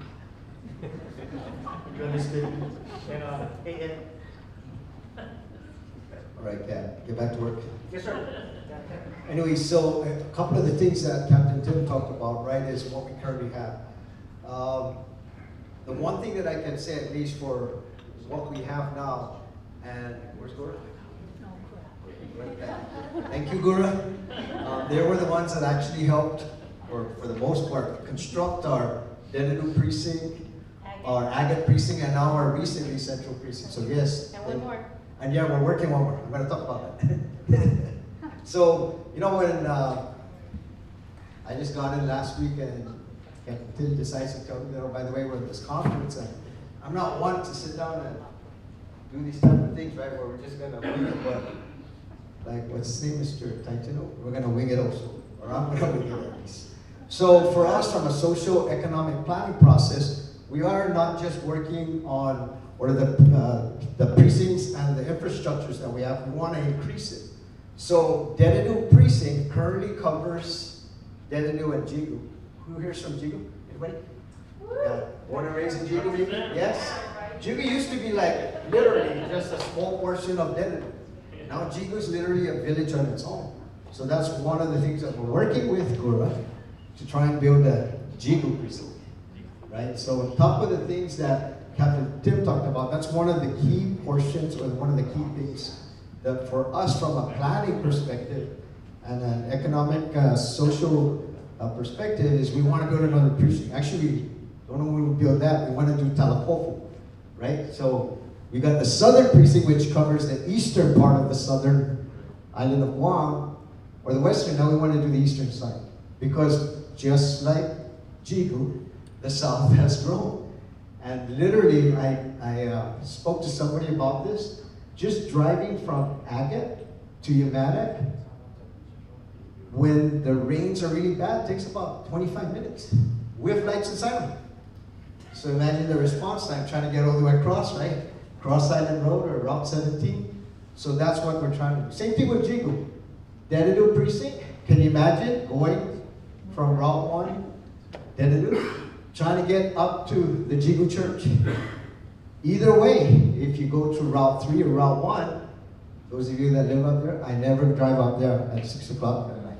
I'm going to go up there, it's going to be like 7:38 when there's nobody on the road. Or at least people are at home or they're at the restaurants. So for us, it's important because just like what everybody wants from their police department, they want a safe community. We do too. And in order for us to do that, we have to grow. When our communities grow in Guam, so does the police department. So we're working on those things. Captain Tim talked a little bit about that. ECS, believe it or not, we used to just have like maybe 1/4 of this office space, but communities grow, crimes increase. So yeah, and then now with the advancements of technology like, forensics, now we have to store evidence. We don't just put it out in a box and say, okay, we'll store it there for the next 20 years. Now we got to remember it. There's bodily fluids that need to be safeguarded. So those are things that we're working on, and trying to get Gore's help with this too, right, to help us. But there's different grant fundings that we're trying to work with. Department of Interior is what we're working with currently. But again, just depending on how things are gonna, pan out, we might see other grant opportunities. So we're working on that. Talked about ECSI, Kalapofu, Jigo Precinct. Captain Tim talked about radio towers. That's important for us because, at least for us, communications is the lifeline of any responding police officer. If something happens to our communications and he's responding, God forbid he gets into a shootout or he gets into a situation where he's dealing with, a serious criminal offender, that officer's life is going to be in jeopardy. So that's something that's very critical for us. I'm actually working, that's one of the key projects that I'm working with now that Captain Tim's on board, try and spearhead that. We're always trying to, again, like I said, increase our capacity. Our biggest, like I said, our biggest things right now is trying to increase our facilities, which are the precincts, because right now, with the current communities that we've had, we're up to about 170,000 people on our island, right? And maybe 10, 20 years ago, we've had probably about 30,000 less than that. So we've grown, but our infrastructure's not grown. But we're working on it. But at the end of the day, right, what we try to do is work with land management. DPW. DPW is our go-to when it comes to, putting infrastructure in. Hey, we need to have Cat 5 cables for our internet. We need to have some, comms lines for our land mobile radios, or what we call our LMRs, right? So we need those things because, Fred Charlton, you ask him about Title 9, which is the criminal procedure, and Title 16, which is vehicles. I can do it with my hands, a handcuff, and my eyes blindfolded. He asked me about putting in a Cat 5 line. I was like, what is a Cat 5 line? What can I think of? Is that similar to a dog, line? But so for us, from a socioeconomic planning status, we're also trying to work and get these things for our department, because in the end, it's going to support our communities. So that's really all I have. We're trying to work again. We work, collaboratively with the agencies I just mentioned, to include land management, to try and find us properties. They'll look for their inventory. They'll say, how about this? How about that? So, but yes, I want to thank Mr. Bora for inviting us, even though I didn't know about it too. I came in last week. But really, Bora, kudos again to you folks. And thank you, Willa. What's his name? One of your planners, he retired recently. Santos, right? Albert. He's retired here. Just so that you guys know, Albert played a big role in those precincts. At least the last 2 precincts he did. He helped us. Or the last reps, obviously. I got corrected. Sorry. But yes, that concludes our presentation. Unless any of you guys have any questions.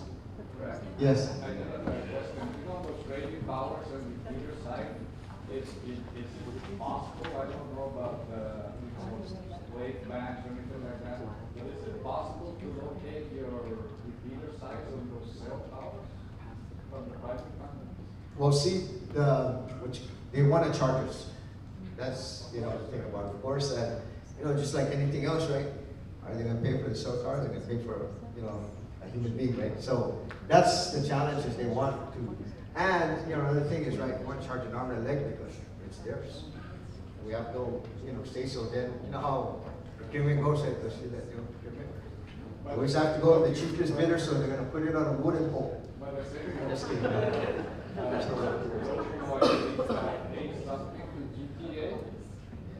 Well, here's, since you're talking about powers. Anyone here familiar with FirstNet? So FirstNet is, before I go there, you got a question, I'm sorry. Raise your hand. Yes, for the Jigo precinct, are you looking at having it placed next to your evidence locker building? Right now, that's currently what's, proposed. But again, right, that can change. A lot of the things just so that I give you guys a perspective, but that's currently where we're looking at housing, because there's some additional spaces. And why we're trying to do that, because it will serve two purposes, right? It will serve as our evidence control center, and then the precincts next to it will provide security for it as well.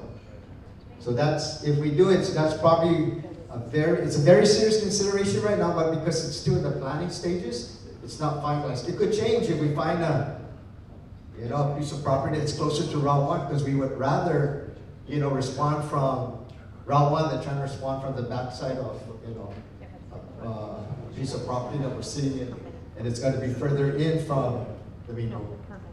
As long as G goes first before the villages, that's all that matters. Well, Jigo is next. That's what we're working on at least. But again, there's a lot of factors, right? Whether how we sit down, how we work the different pieces, getting all the infrastructure and all those different things, right? So, and that's a lot of us waiting. Like, okay, what do we do next? So a lot of it is really the collaborative effort of the different agencies that I just mentioned. Because really, we just say, okay, this is what we want, this is where we need to be, and then everybody else does their work. Public Works comes in, Vince Ariola and his crew, and then those folks like Kura, that come with us. But yes, we try to make it, like I said, as close, to the main road as possible. But again, if I get precinct or southern precinct is kind of a little bit off the beaten path, right? The beaten road, but it's really where we could have put it. That's about as close as we can get it to the road. So hopefully it is going to be next to, or the plan is to put it at that evidentiary control section. Okay. Anybody else? All right, thank you.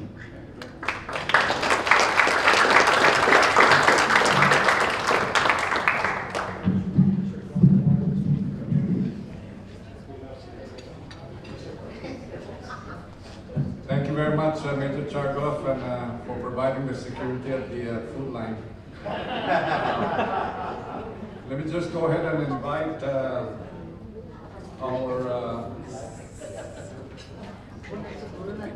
Department of Department of Parks and Rec. They will talk on the need for a public cemetery. A lot of people don't know, but Guam runs cemeteries.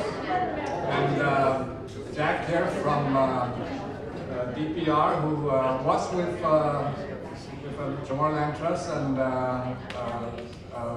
constant visitor to land management.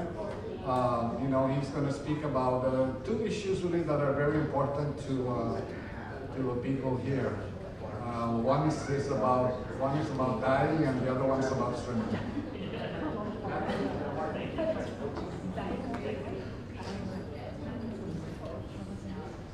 Afide. Thank you very much. A shout out to the governor. Thank you for hosting the Land Summit again. Congratulations to Director Lola Leon Guerrero and BSP, Director Joe Borja and Land Management, Director Alice Tyrun and the CHamoru Land Trust Commission, and Director John Birch for the Ancestral Lands Commission. Great job. I've had a fun time, and I'm enjoying myself and learning a lot. My name is Jack Hattig, and I'm the Deputy Director of the Department of Parks and Recreation. Came on board in January of this year, but I'm no stranger because I used to be the director of the CHamoru Land Trust way back in 2019. So it's happy to see great friends in the room. Another shout out to the Department of Public Works for helping us during our debris cleanup and helping the parks and helping us in everything we do practically. So Vince, thank you and your team. So welcome. The Department of Parks and Recreation, just a short history, used to be, a long time ago, other agencies used to take care of the parks. It was a partnership. There was a Parks and Monument Committee a long time ago in the 60s, and they used to advise. So we had partnerships, basically, until about 1975, and that's when the Department of Parks and Recreation, as you know, was created. And currently, right now, we've come from about maybe 200 plus employees in the 80s to about 47 employees right now as of 2023 to manage our inventory. So it's quite a challenge, but I'm very happy to be here. We've got an exciting and hardworking, dedicated team at Parks and Rec. And although we're a small agency, We manage actually a big chunk of the inventory of the Government of Guam because we manage the parks and the historical sites and the recreational facilities, okay? Our department is divided into 5 principal divisions: the Administration Division, Parks, Recreation Division, Park Police, and Historic Preservation. 3 of these divisions is which I'm going to be speaking about today: Parks Division, Recreation, and Historic Preservation. So if I could have the next slide. All right, what is DPR? A government agency which oversees public parks, recreational facilities, and historic sites for the purpose of entertainment and not only the physical health, but also the mental health, right, of our island and its people. Our agency provides the community information about our parks and allows them to interact with our land while also maintaining our history and culture. We manage, okay, parks, we manage recreational facilities, community programs, and historical sites. Okay, the next slide. Our Parks Division, the mission of our Parks Division is to preserve, protect, and enhance public parks, beaches, trails, and open spaces of the island of Guam for the benefit of both residents and visitors. Our system structure, we provide management of our parks, trails, beaches, and cultural landmarks. We also perform maintenance and repairs on all facilities, infrastructure, and other park resources within our capability. A large part goes also to the help of the Department of Public Works and partnerships with public and private entities to help us in our endeavor. I want to share, before I move on, the Department of Parks and Recreation sails on 3 ships, okay? Number 1 is stewardship, number 2 is partnership, and number 3 is citizenship. So we need all 3 ships in order to manage our parks and recreation facilities, okay? Partnerships, very important because we need partners. We're a very small agency with very few employees. Stewardship is very important because, as we mentioned, as GPA mentioned earlier in his presentation, they're mere stewards. Well, guess what? We're all stewards of the land that we have because we have such a finite amount of it on Guam. And citizenship, we need to be good citizens out there. We need to respect our parks. We need to love our parks. They're your parks, really, not ours, right? Take out what you bring in, right, in terms of your trash and in terms of things like that. So those are very important ships that the DPR sails on. So I wanted to segue there. Moving on to the objectives. Complete the classification of a park with the Guam Territorial Park System. Improve and maximize the usage of park facilities by developing a park improvement plan. Reduce the operational and maintenance costs of the park system through the public park adoption, public-private partnership agreements, and the outsourcing of services, possibly. Expand the current level of open area and green space. Develop additional lots and multi-purpose fields. And maintain, as Director Joe Borja said, the current public cemetery, the only public cemetery operated by the government on Guam, while also seeing about creating a new public cemetery because you know, there's a joke at Tiguac Cemetery, right? People are just dying to get in, and we just don't have enough land, you know, to accommodate everybody. So we're going to need to put our heads together and come up with a good plan for how we're going to respect one of our great institutions, which is our public cemetery. Moving on, recreation. The mission of the Recreation Division is to strengthen the community through programs, services, and facilities which enhance personal development, promote healthy lifestyles, and encourage community involvement. We manage and organize activities for both youth and adult groups in and around our recreation facilities. We ensure that public recreation activities remain fun as well as safe. We plan, organize, and evaluate activities in our parks, recreation activities areas, beaches, and open spaces. So one of them is to remain safe. So we're about to onboard 5 new public park police officer recruits, which is a big boost for us. I mean, over the past 10 years, we had 2, and then we onboarded another 2, so for a total of 4. So we're gonna literally double our park police corps so that we can provide a more safe environment around our parks. One of my hopes is to spearhead a 24-hour operation of security of our parks. So that's something that we're moving and we're building, and we thank Governor Leon Guerrero and Lieutenant Governor Tenorio for recognizing the importance of park security and the role that we play in the lives of our citizens every day. Moving on to the next slide. The objectives: to increase recreational activities for health and fitness to all users, to promote public awareness of health and fitness through the use of parks and recreation facilities, and to develop partnerships, there's one of those ships, and volunteer programs for recreational activities. You know, true story, after Typhoon Mawar hit on May 24th and 25th, we had the daunting task of actually, FEMA had come to us and asked us, you know, we need a disaster recovery center, we need a site. And we're looking at the Dededo Sports Complex, right up at the Northern Regional Sports Complex in Dededo.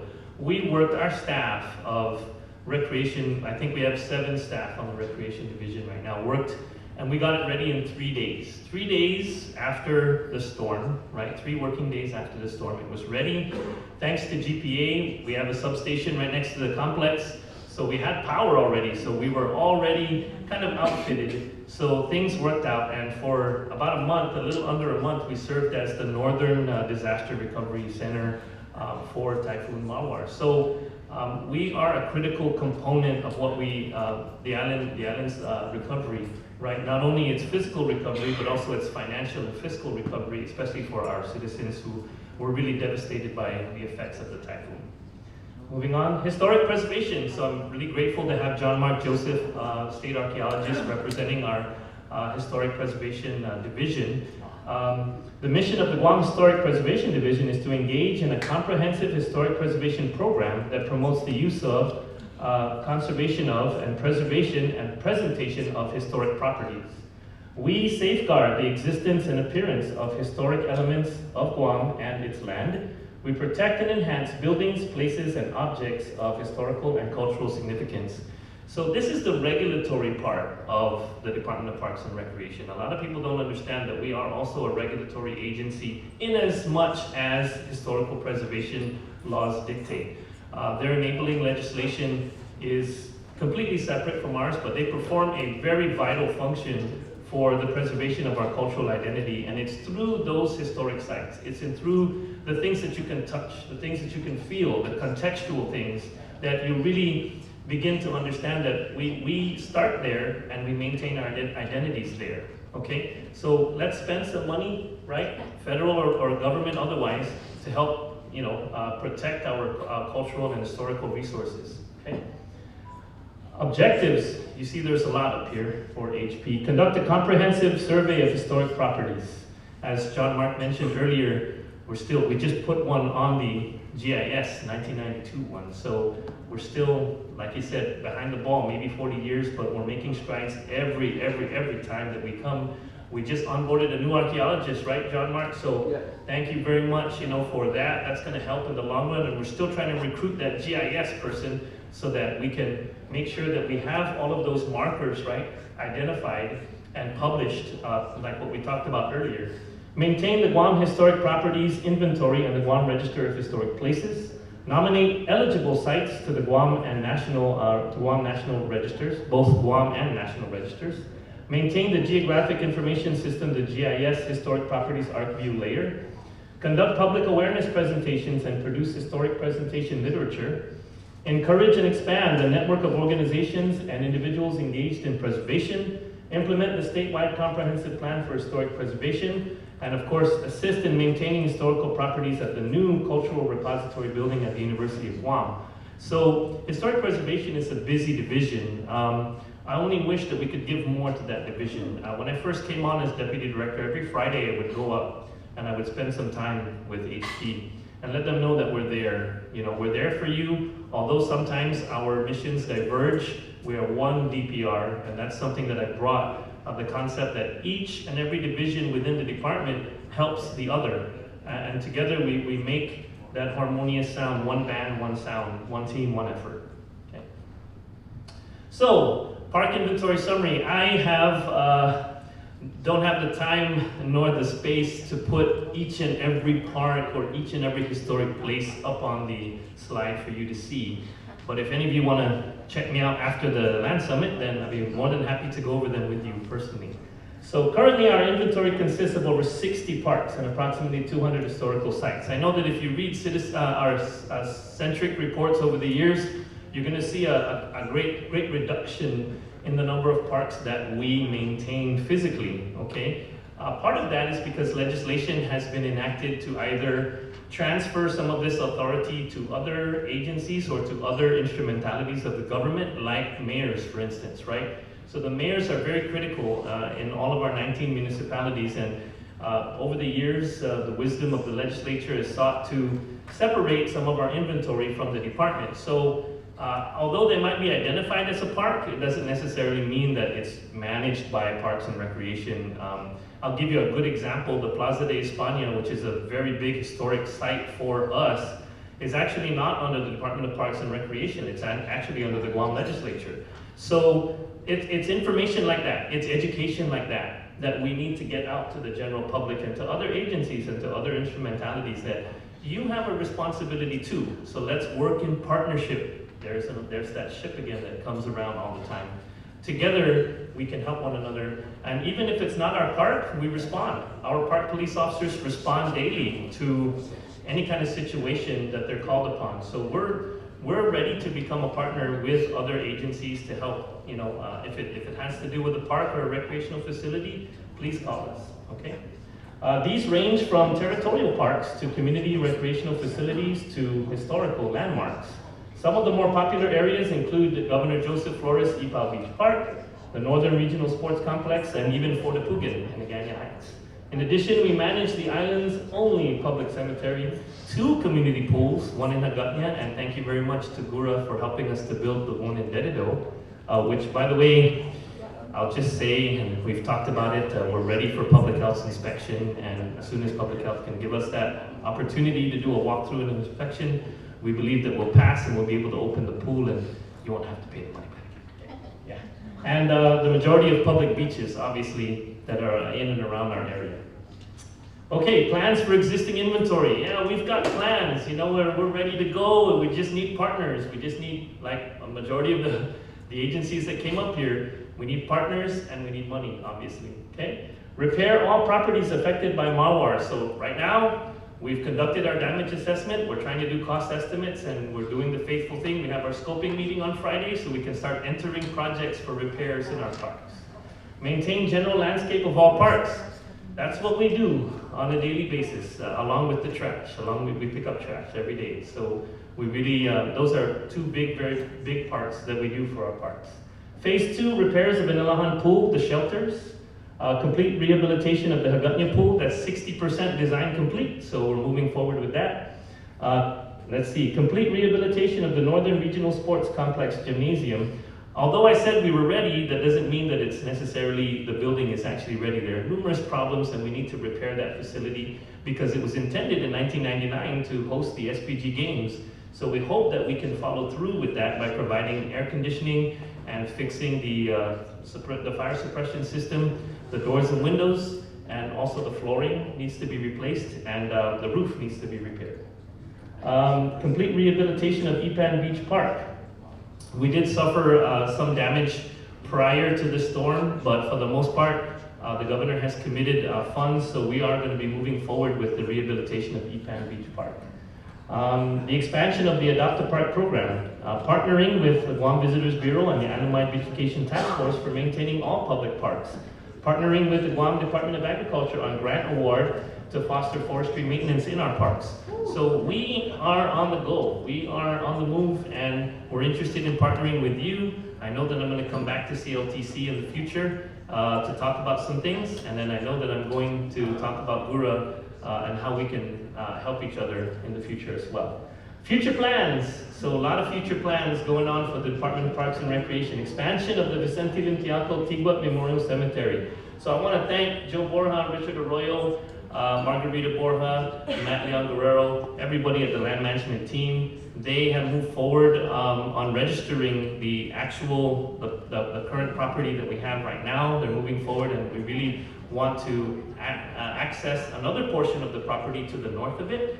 So we're working on trying to get a survey done, right, so that we can register that property, hopefully to consolidate. And then what we want to do is at the end of the, towards the southern end of the property, it kind of dips down, the terrain goes down, it's very dangerous. So we want to cut and fill with SHPO's permission and with all the permitting, right, that we need to do. We want to cut some of that and fill it down there so that we can expand all the way, at least, give us a good buffer. And we've got some good plans for crypts, and we've got some good plans that we've made in the past, and we've got to resurrect, and we've got to, that's an odd term. Resurrect. Maybe we shouldn't use that one, but we've got to bring those plans back and see what we can do to dust them off and make them come to fruition. An exciting part is establishing a site for a new aquatic center and development of a mountain bike all-terrain track. So those are some exciting ideas that have come across our desk, and we're committed to trying to find out how we can do that. Nominating new sites on the National Historic Registry, acquisition of some beachfront property for development of canoe and kayak racing. So the Guam Canoe and Kayak Federation has come to us and asked us to be a partner. Canoe and kayak racing is a great part of our tradition. We have a lot of outrigger canoes that we use during the interscholastic sports paddling season, and then now even in the off season.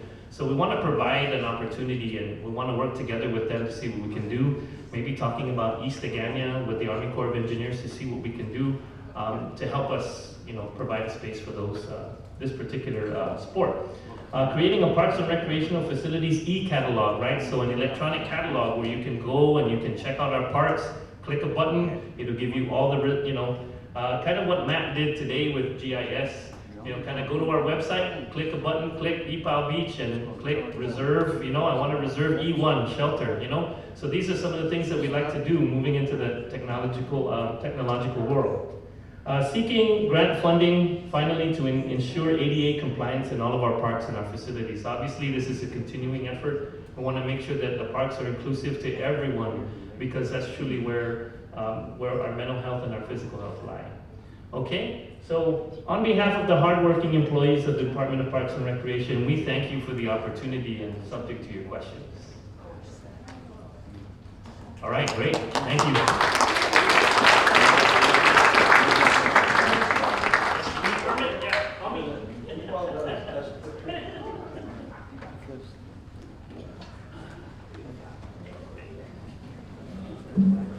I'm so afraid I would have to lower it.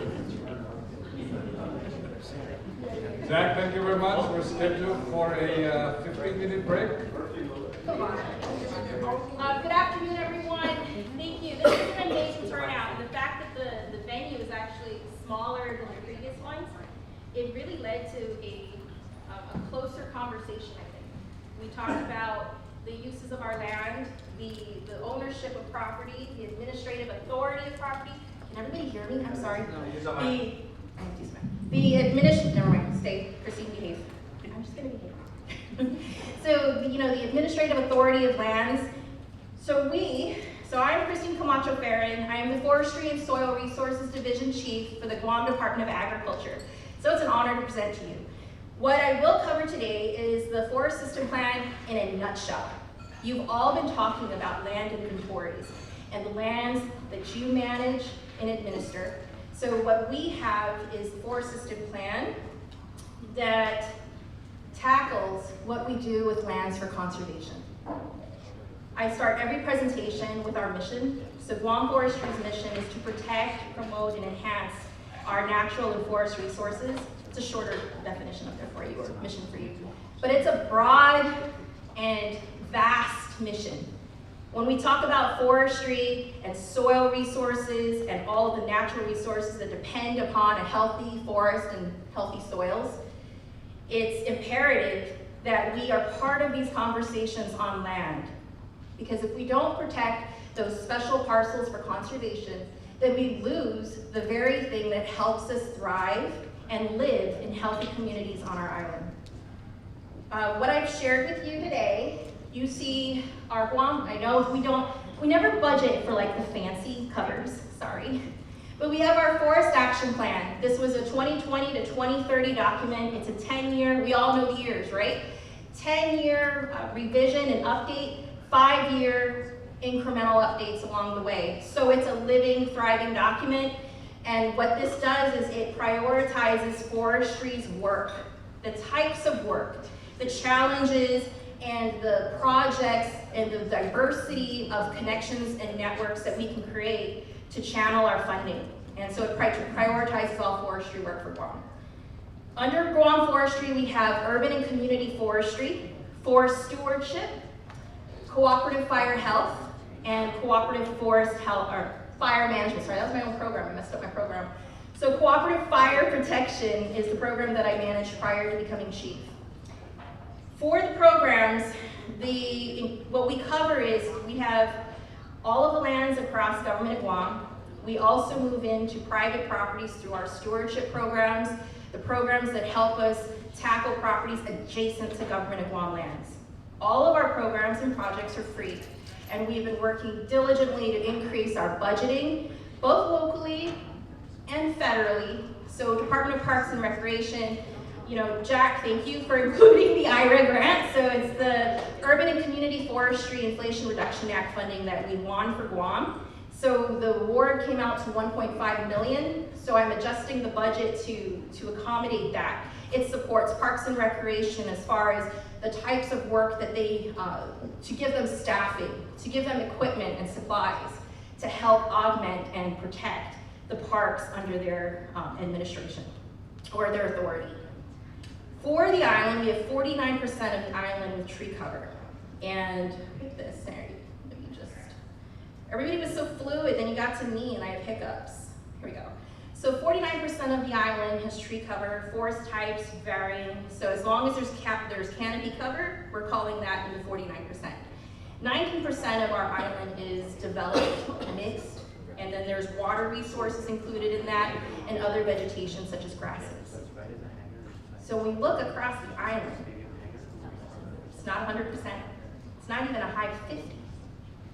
So the remaining forest resources that we have to do more to protect. So what we have done is there is, thankfully, another document that was created. Let me pull this out. It's touchscreen. So another document, or another law, Public Law 31173 of 2012, created the Guam Forest Legacy Act. Under the Guam Forest Legacy Act, which requires development of the Guam Forest System Plan, and that's what we're going to present today, it identified and prioritized the need for everything I just said, conservation, protecting green spaces. What do we prioritize for our green spaces? Is it recreation? Is it farming? Is it food forest? Habitat? I just want to take a walk in peace and silence. What is it? It's the green space that helps us thrive. So through the legacy, the Forest Legacy Act, we have, through the Bureau of Statistics and Plans and the wonderful partnership with Lola and all of the team at BSP and GCMP, the Forest System Plan was drafted. So how do I, okay. The goals of the Forest System Plan, we have four big goals. And it's to manage watersheds, to protect and improve, maintain and enhance biological integrity, support public access, that's key. We all talked about public access. Every year, public access is key. And strengthen the economy by sustainable practices, so forest products. And we can talk more about that offline. Forestry is definitely pursuing interest in growing a small-scale timber industry for Guam. This will help reduce invasive species coming into our island from imports and expand and grow upon the existing stand that we have.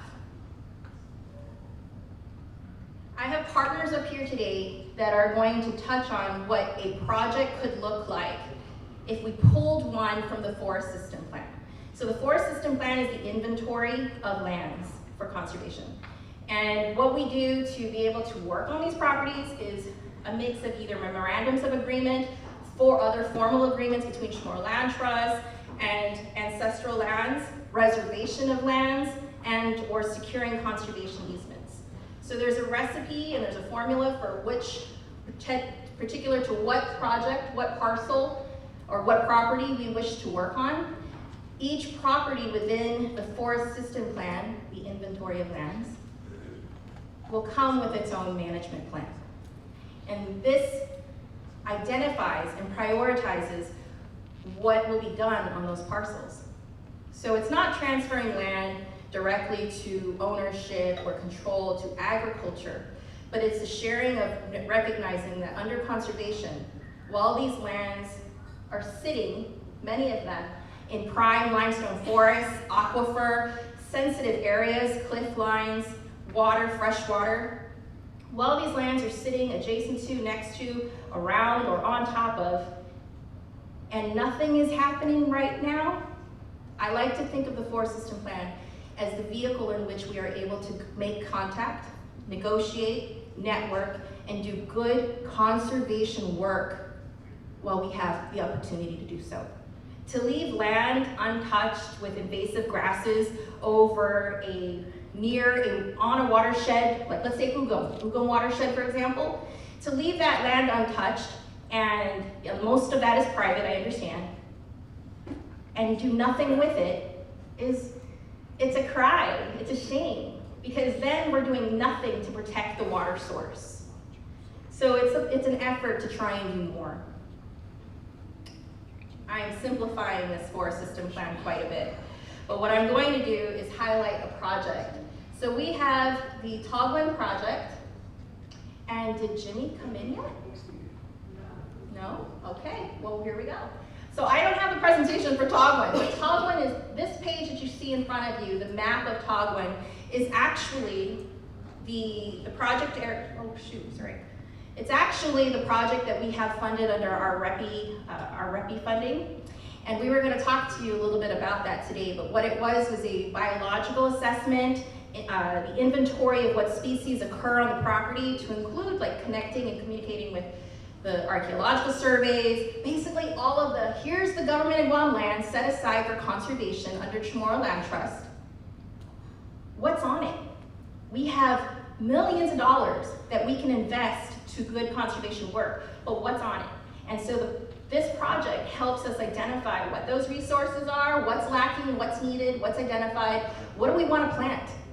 It's a site that was identified for medicinal use, to be able to grow medicinal plants to sustain our heritage. So that's what made this site rise high in the matrix when it came to, well, where do we put this money? We've got REPI opportunity, REPI money, where are we going to put it? This one rose high from the beginning because it was already set aside for conservation for that purpose. So that is shared to just highlight where that's generally occurring. I'm going to pass the presentation over in a little bit to White Buffalo, to Sam Fredericks, and he'll talk about his piece to the project. But before I do that, I wanted to highlight some of the other things. So all of the inventories, all of the lands, all of the properties you have, maybe your GWA, right? You have that little native garden in the front of the building, by the Nelson building. Perhaps we can do more tree plantings there. Perhaps there's a way for us to invest more money. And there is. So Finamalik is our brand new to Guam, a sub-award program, which we have received funding through our bill money, and some from IRA, and it funds sub-grants, sub-awards for our community. So other government agencies, non-government organizations, and individuals can all apply for this. And all you need to really do is come up with a plan that addresses urban and community forestry. It doesn't mean planting 100 trees, at Santos Park or out here in the park, in the easements. It's get creative. What can you do to enhance urban forestry for Guam? Is it education? Is it training? And all of you out there who do land management work, active land management work, you should be jumping at the idea of training. Tree care, tree pruning, arboriculture work, this type of training. Get us all skilled for the proper management of our resources. Just some of the things that we're protecting against. All fires on Guam, it's not a fire presentation, but all fires on Guam are human-caused ignitions. So if you didn't know that, I hope you leave with that. If you forget everything else we say today, know that. Because as planners, when you look at parcels and you know development is about to take place on certain parcels, and you know Cross Island Road, Route 17 burns every year like clockwork. Those are human-caused ignitions. So if you're planning a subdivision, you're planning some kind of development in there, fires aren't going to stop for you or for your plans. So you think about how do we incorporate emergency response, and seeing GPD here was just like, Because we do have wildland fire investigators, that's your forestry team. And we do come out and we do find where they start, where they've ignited. Now it's finding the culprit. So if you see something, say something. Hey! So more to come, erosion control projects, just to really get you thinking about the properties that you manage, the properties that you're talking to customers about, community members about, solutions that we can provide you in forestry for free. We just partner up and we can direct some of these resources your way to help restore lands. I'll skip through. There we go, fires, talked about it, right? So area average from 2022, the average amount of total percent area burned across the island was 3%. That was actually a pretty good year. Because if you look at the rest of the table, our actual annual average is about 4% of total percent area across the island burned. This isn't federal, private, or Guam. This is all of Guam. That's significant. California would have to burn multiple times over to even hit our total percent of area. So leveraging additional funds, I'm going to wrap up though because we have presenters here and I am bad at sharing time. But leaving you with my contact information, we have an amazing team at Forestry, so when you think about your projects, CHamoru Land Trust, Ancestral Lands, let's talk. And we've actually had really great engagement and communication with CHamoru Land Trust especially, and so I'd really love to encourage all of the other partners, reach out to your Department of Agriculture, your Forestry Division, and let's see how we can do more for the lands. So I'm gonna pass it over to Sam. I know Sam, you're kind of jumping in without your the first presentation, but here we go. Sorry, where it is, there it is. Here you go. Sorry, okay.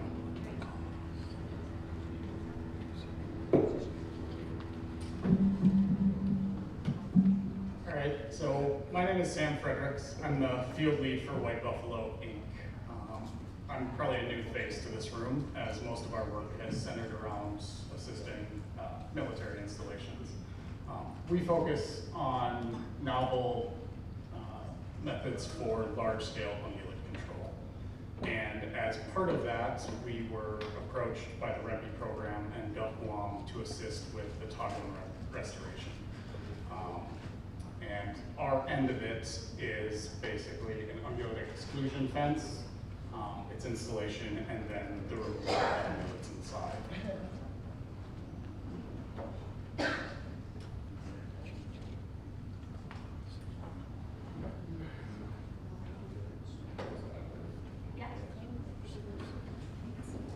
Sorry, it's looking, that's why it was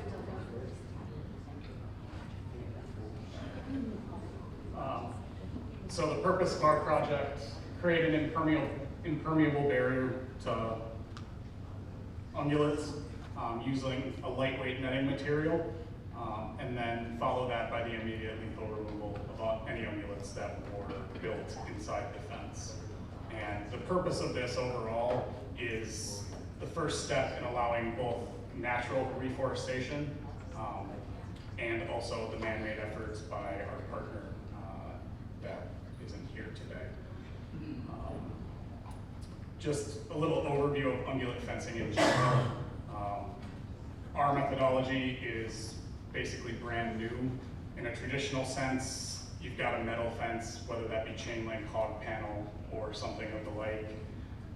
Why we're kind of changing it up for the toggling fence. One, those traditional ungulate fences are cost prohibitive. Heavy materials, Guam is far away, you have to ship it in, and it's difficult to move around. Terrain considerations, trying to install heavy metal fencing, chain link in undulating terrain, cliff lines, anything like that can be difficult. And then compliance complications. Traditional fencing will require ground penetration. Folks at SHPO don't like that, so normal fencing can be a problem. And then also aesthetics. So we are talking about, protecting forest lands, protecting public places, you want that to look nice, and a chain link in the middle of your park to keep the ungulates out doesn't necessarily fit the bill. So in our work with the military, we have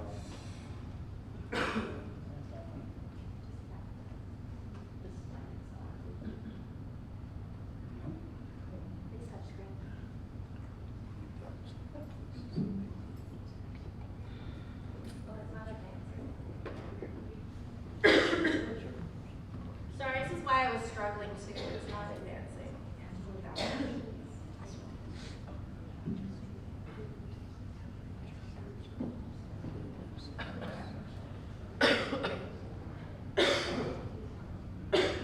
Alright, hold on.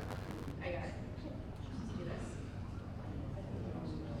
Sorry, we hooked it up here because we wanted to do a panel for you. And Jimmy thought this was tomorrow. He's very sorry.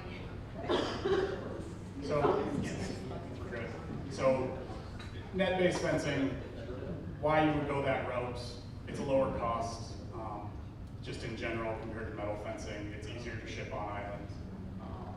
It's less terrain dependent. It's man portable. Our netting panels can be moved by a person. It doesn't require heavy machinery, and you can get it into places that otherwise you wouldn't be able to fence. Flexible installation methods, it's easier on compliance. We're able to utilize existing vegetation to anchor the fencing. That negates the need for ground penetration and helps avoid compliance complications. And then as far as aesthetics goes, it fades into the background. It's not the same. Still. What'd you do? Didn't do anything. Let's put it in PowerPoint mode again.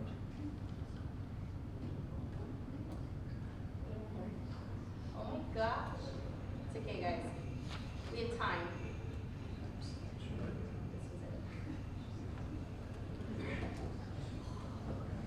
Christian's back there saying, Christine, I could have just ran your slides.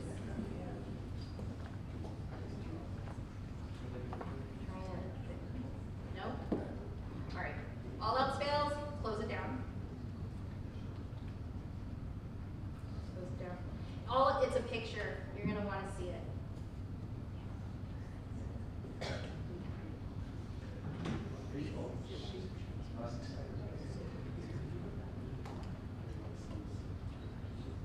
It just totally stopped talking to the...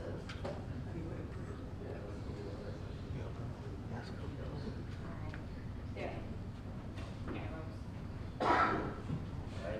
So this is our proposed fence design for the Togland site. This is a nylon netting material, roughly 8 feet tall, with a 3-foot light wire mesh to prevent feral pigs from entering within the apron. This fencing is man portable. If anyone's ever been to Togland, it's rough terrain, all limestone. We can bring it in. It requires minimal disturbance to the jungle to install. And the beauty of it is it can be installed quickly. The entire site will be installed in about a week, week and a half.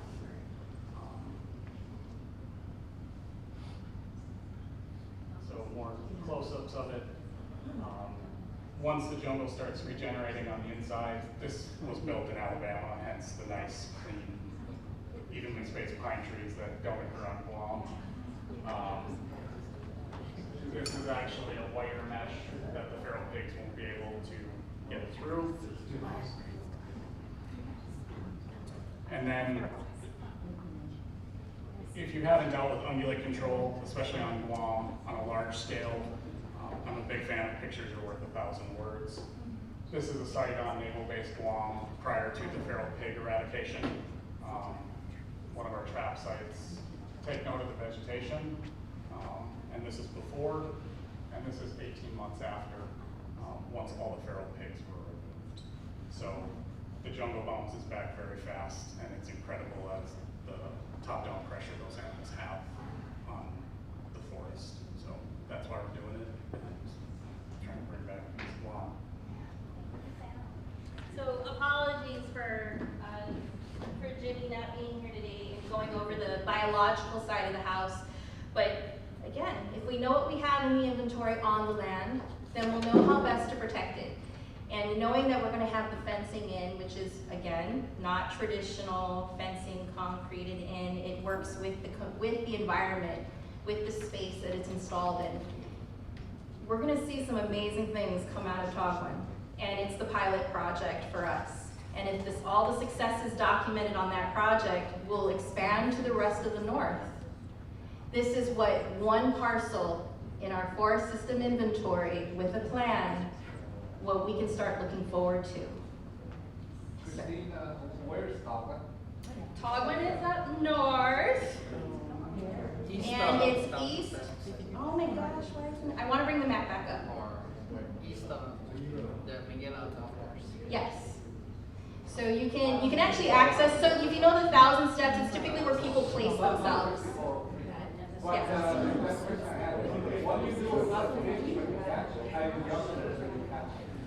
So our Department of the Department of Agriculture, Division of Aquatic and Wildlife Resources, there's already, so remember, ungulate removal, ungulate trapping, hunting, that is not new for Guam. We've had the pig hunting derby since 2011, 2012, and that derby, just like what we're gonna do here, communicates with the hunters, the mayor's council. So the mayors of the village, or the mayor, will be contacted so that the people within his village most in need will receive that need. It's going to be the same application as we do for the pig derby. If people want it, it's there. Knowing all the risks, and the pig derby usually, like, we feed how many pounds? Jay, do you remember? That's a number we need to keep in our phones. Hundreds of pounds of meat are pulled out from the pig hunting derby, and they even have that broken down to how many families are fed. And so again, it comes out to, it's available for you. If you want it, it is here. And we'd rather the community go for it versus being discarded or wasted. Any other questions? What we're going to do is we're going to break a little bit in the sense of the presentations. So Jeff's going to come on up, or Jay? All right, Jay's going to come on up, and Jay will present, and I'm so sorry, Jay, that the laptop is giving us so many issues. I'm trying to exit. Say don't save. Okay. Here we go. All right, Jay. Put it in presentation mode. Don't take it off presentation.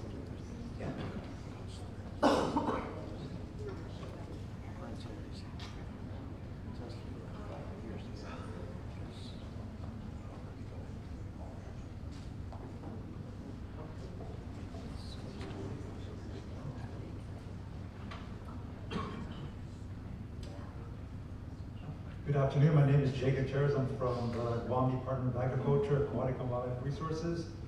I'm the chief of, also known as DAR, the chief of DAR. I'm going to be doing a presentation along with Jeff Kitigua on our habitat conservation plan. This is a plan that we received a competitive award from U.S. Fish and Wildlife to do this plan. It's for conservation. And we're still developing the plan. It usually takes up to 5 years to develop the plan.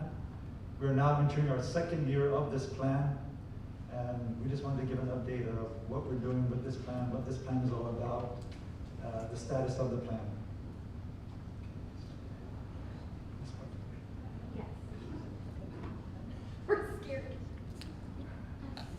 So, the Guam Department of Agriculture sub-granted this award to the University of Guam, the Center for Island Sustainability, and Elsa is the lead program coordinator for the project.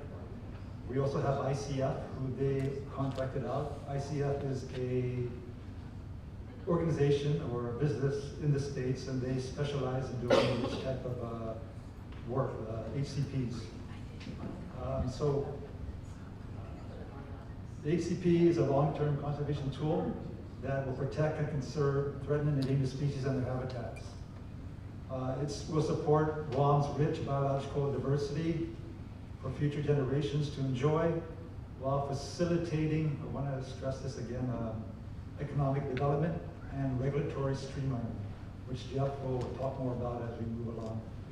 One of the other things that I wanted to mention also is that we also established stakeholder meetings. Stakeholder steering committee consisting of government agencies such as GWA, GPA, BSP, DPW, Guam Soil and Water Conservation District, and also U.S. Fish and Wildlife.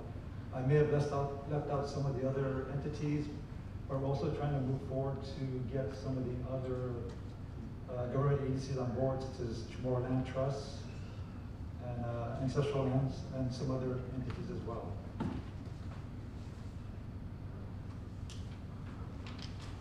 I also want to thank Governor Leon Guerrero for supporting our plan. We received a letter from her that was sent to the different agencies to provide support for this plan. And with this letter, we're going to contact, like I mentioned, the other agencies to engage with us regarding the stakeholder committee meetings. And from this point, I want to turn it over to Jeff to talk about the actual components of the plan for this meeting.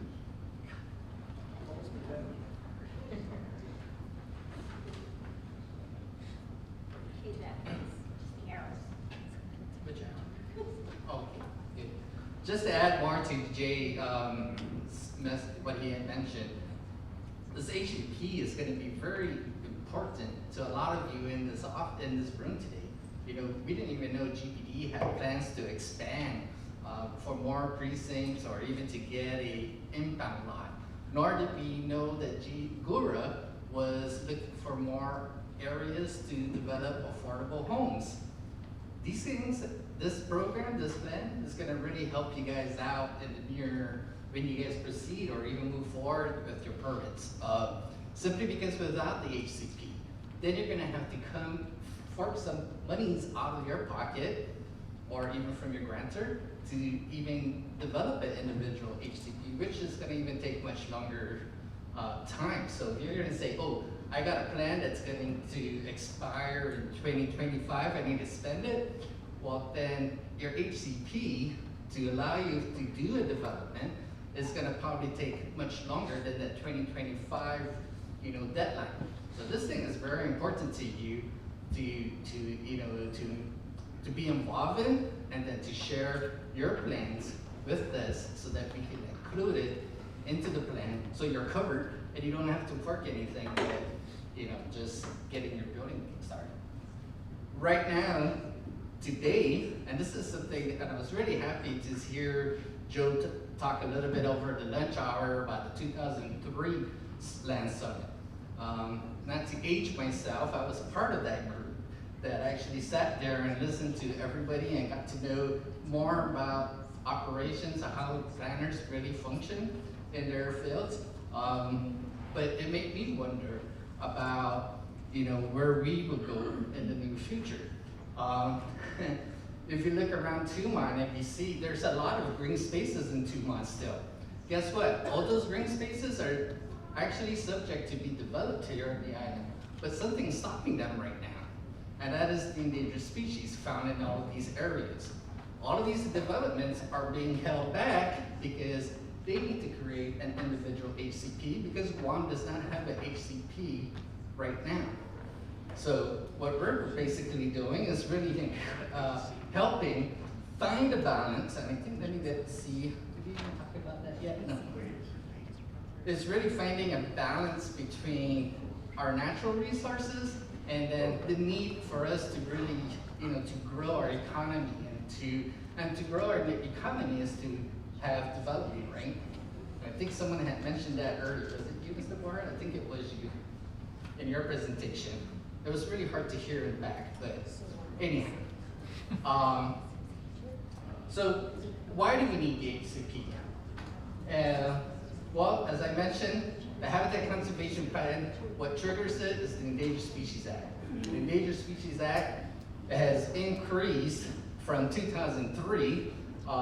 There was only like a good handful. By 2015, which was what, 8 years ago, there was an additional 23 species.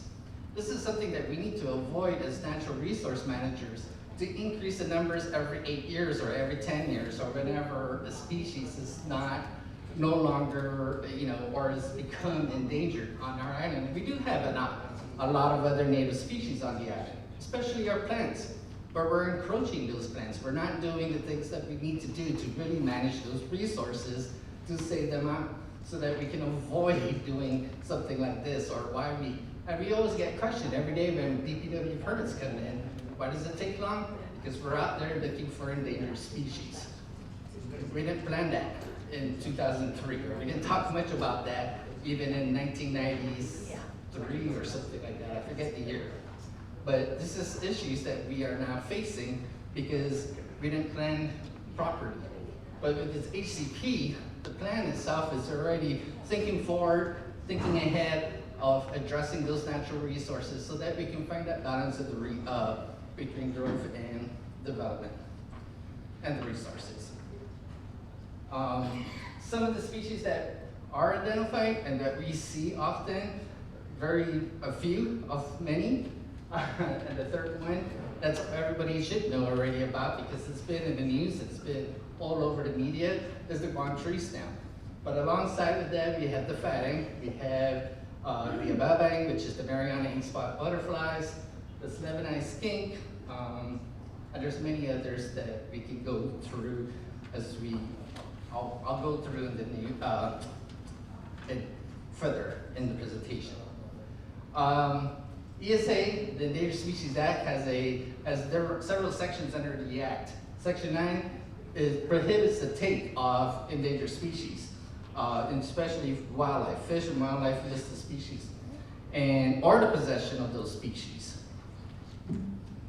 The take is defined as harming, pursuing, hunting, shooting, killing, trapping, capturing. Harm is significant to the habitat of that species, modifying it and degrading. Development really causes harm to a lot of the endangered species, more than anything. Section 10 in the ESA allows for the incidental take, and this is where the HCP is why it's really needed. And in some of the areas that like GPD had identified up in Jigo for their, is it their precinct that you're looking at, and then what's next to it? Yes. So those two areas, highly vegetated area, guess what's found in some of those areas that we are a little bit concerned about? There is one of the native orchids that we often find out there in that general area where they are looking at. There's also the Guam tree snail and the fragile tree snails that we are seeing along those adjacent properties. So, the chances of them being in that site, it will be, it's really slim that they might occur. So the thing is that, when they look at those permits, getting an incidental take permit was what will allow them to go ahead and proceed and move forward into developing. But it goes through a whole lot of, negotiation with the service right now, and then without the HCP. With it, they'll be negotiating not just with the service, but with the department, and looking for ways to see how that development can occur. Section 7 only applies to federal lands. We don't have to deal with it. The HCP covers, and this is a map that really shows where the permit area is. All the black areas that circle around, that's all federal government lands that we know of. And everything else outside that's checkered is practically Gov Guam and private lands that we're aware of. That does not say that going back to this, does not say that the DOD and the military, they would have to still go through a process in order to, which goes through the Section 7 process, which is a little bit more similar, but it has a lot of more requirements. The HCP, did you else you want to jump in? Yeah, I'll make Elsa to jump in. I don't want her to sit there. But yeah, I'll make Elsa jump in. It is, sure. Yeah, I just wanted to highlight that, you know, the new listing of the 23 additional species is quite different than the previous listed species.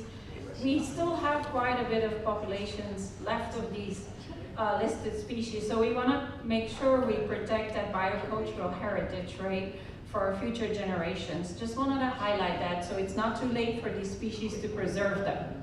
And so the habitat conservation plan always coexists with the incidental take permit.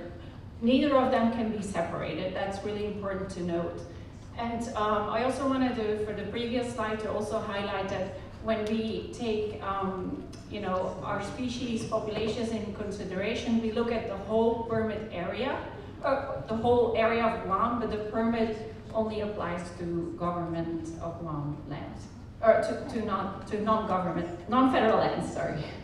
But the habitat conservation plan that we're developing will be covering activities from all the different agencies and private lands, and we will look at the covered species that will be affected by these activities. There again, it's important to have those two terms really, you know, be connected to each other. So we're looking at covered activities that actually affect covered species.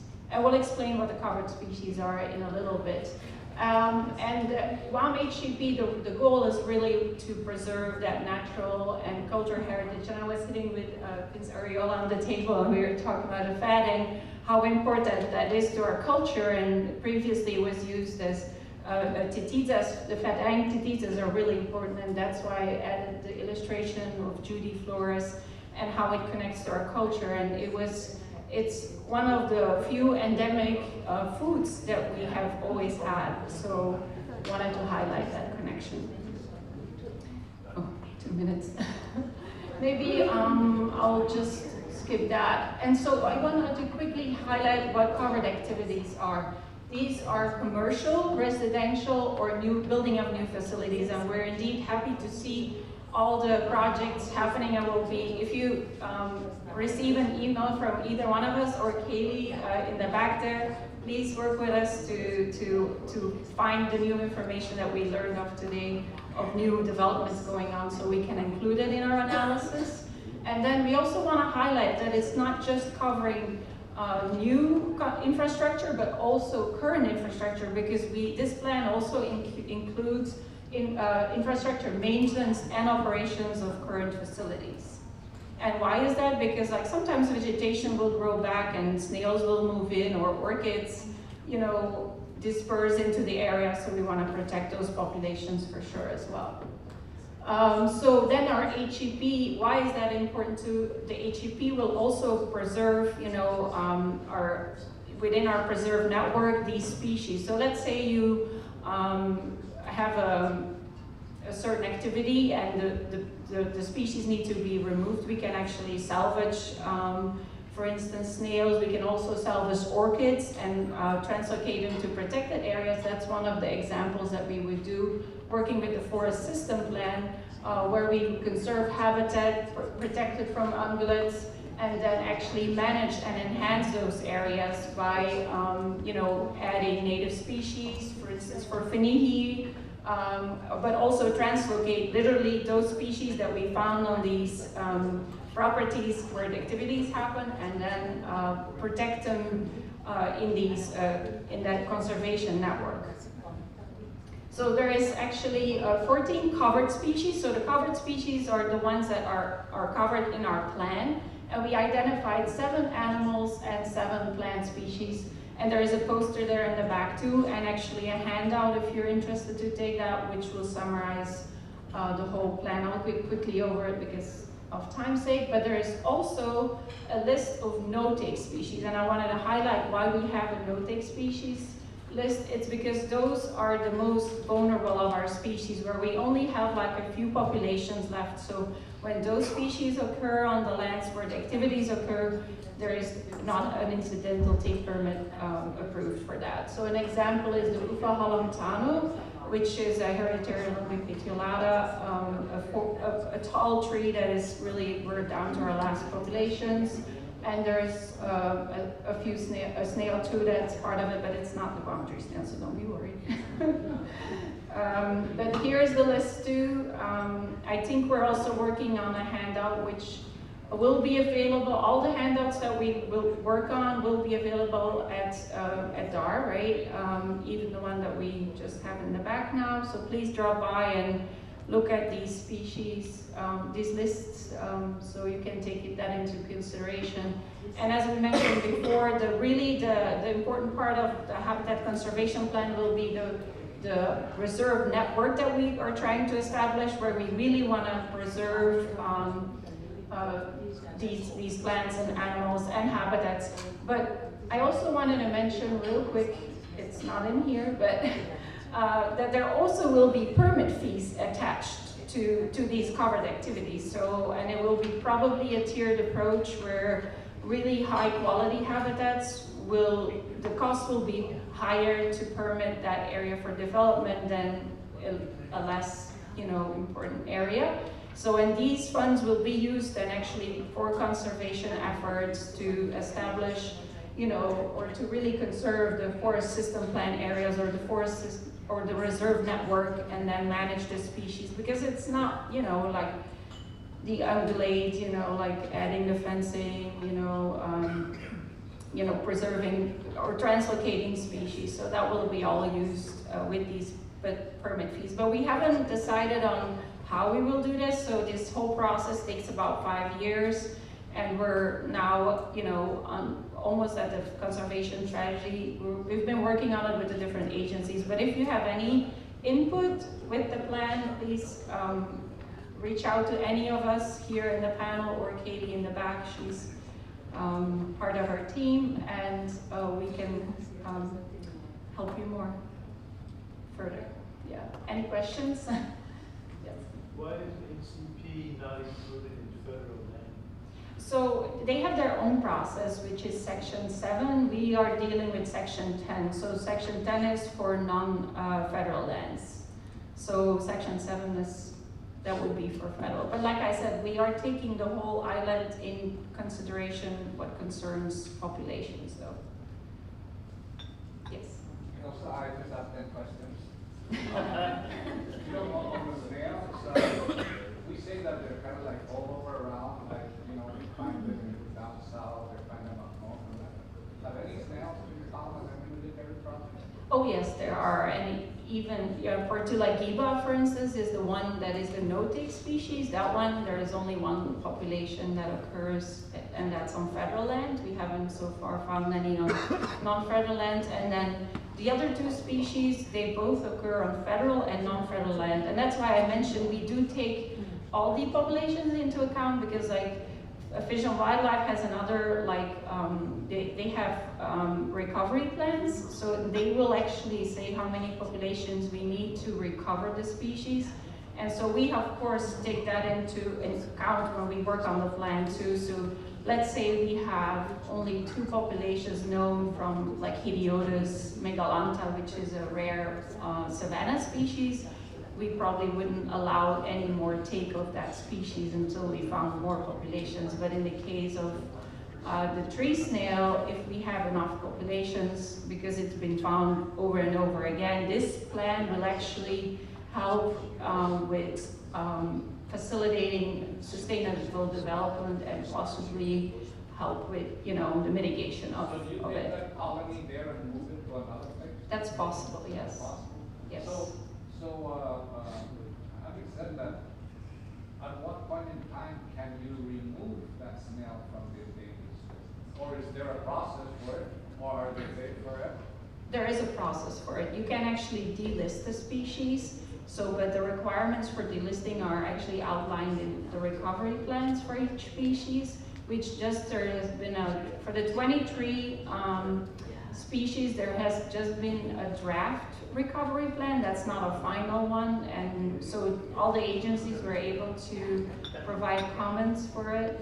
So there's not a final one yet, But for instance, one of the no-take species was Cerianthus nelsoni, which has a recovery plan since like in the 70s. So that one outlines how many populations you would need to delist it, you know, like, but that is it's critically endangered basically, so we're far away from, you know, delisting that species. But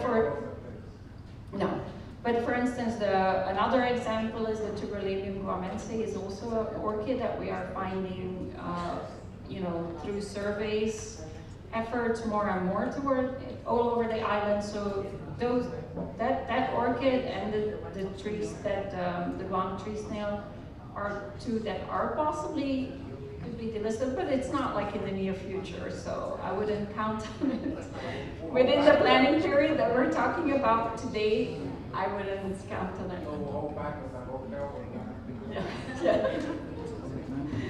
And the last three questions, this is for Christine.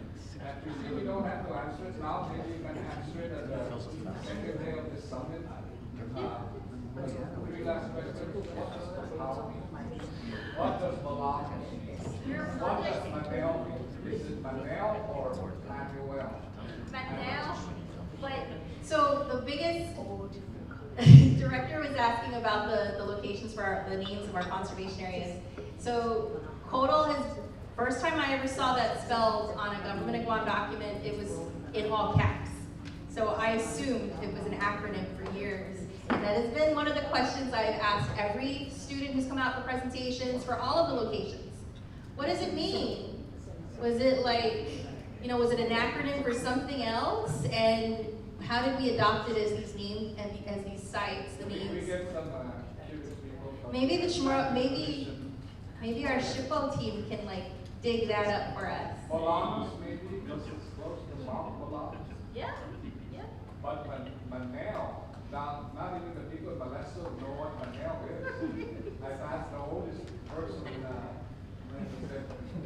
that's Manuel. Director Borja, when you start asking us the names, the place names, I mean, they're...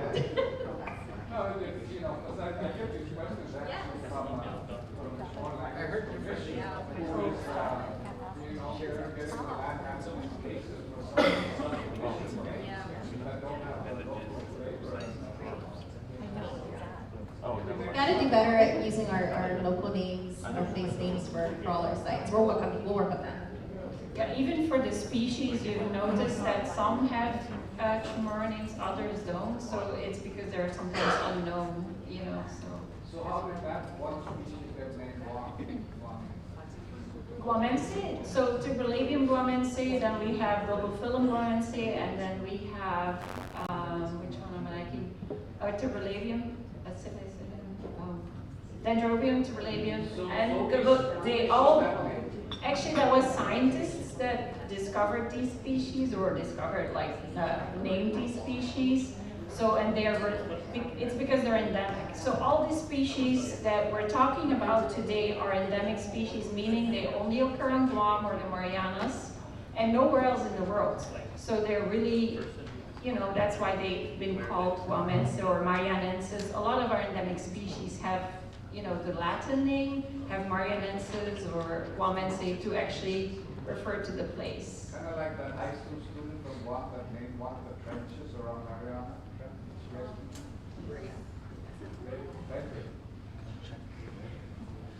We're gonna wrap because we went over our time, but you were so gracious. None of you were running for the door. Thank you.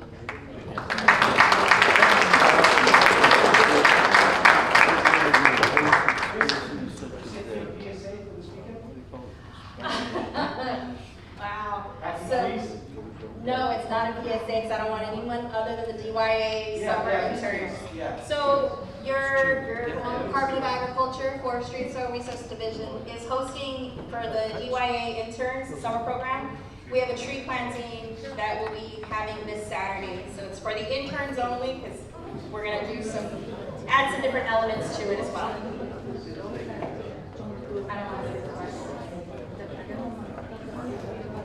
Thank you very much, Christine. Going forward, we hope to be out of here before 7.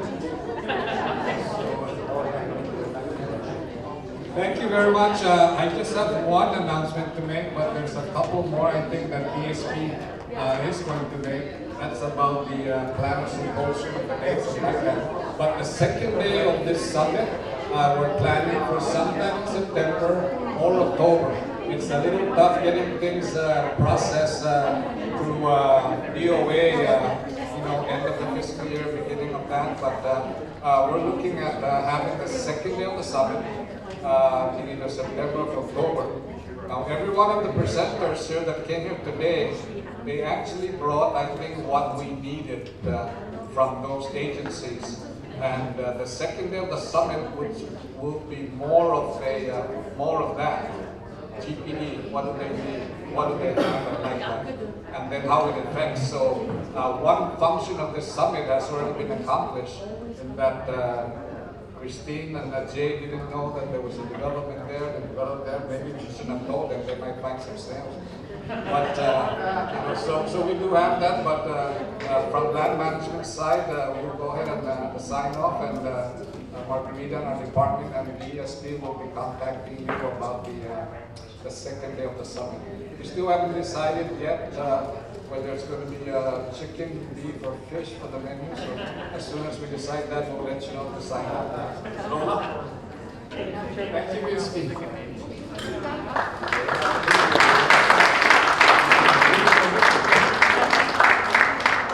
I just want to say thank you for everyone who stayed back to enjoy the presentation. And I also want to say thank you to the GCMP team for coordinating this event, as well as everybody else that's part of it. Thank you.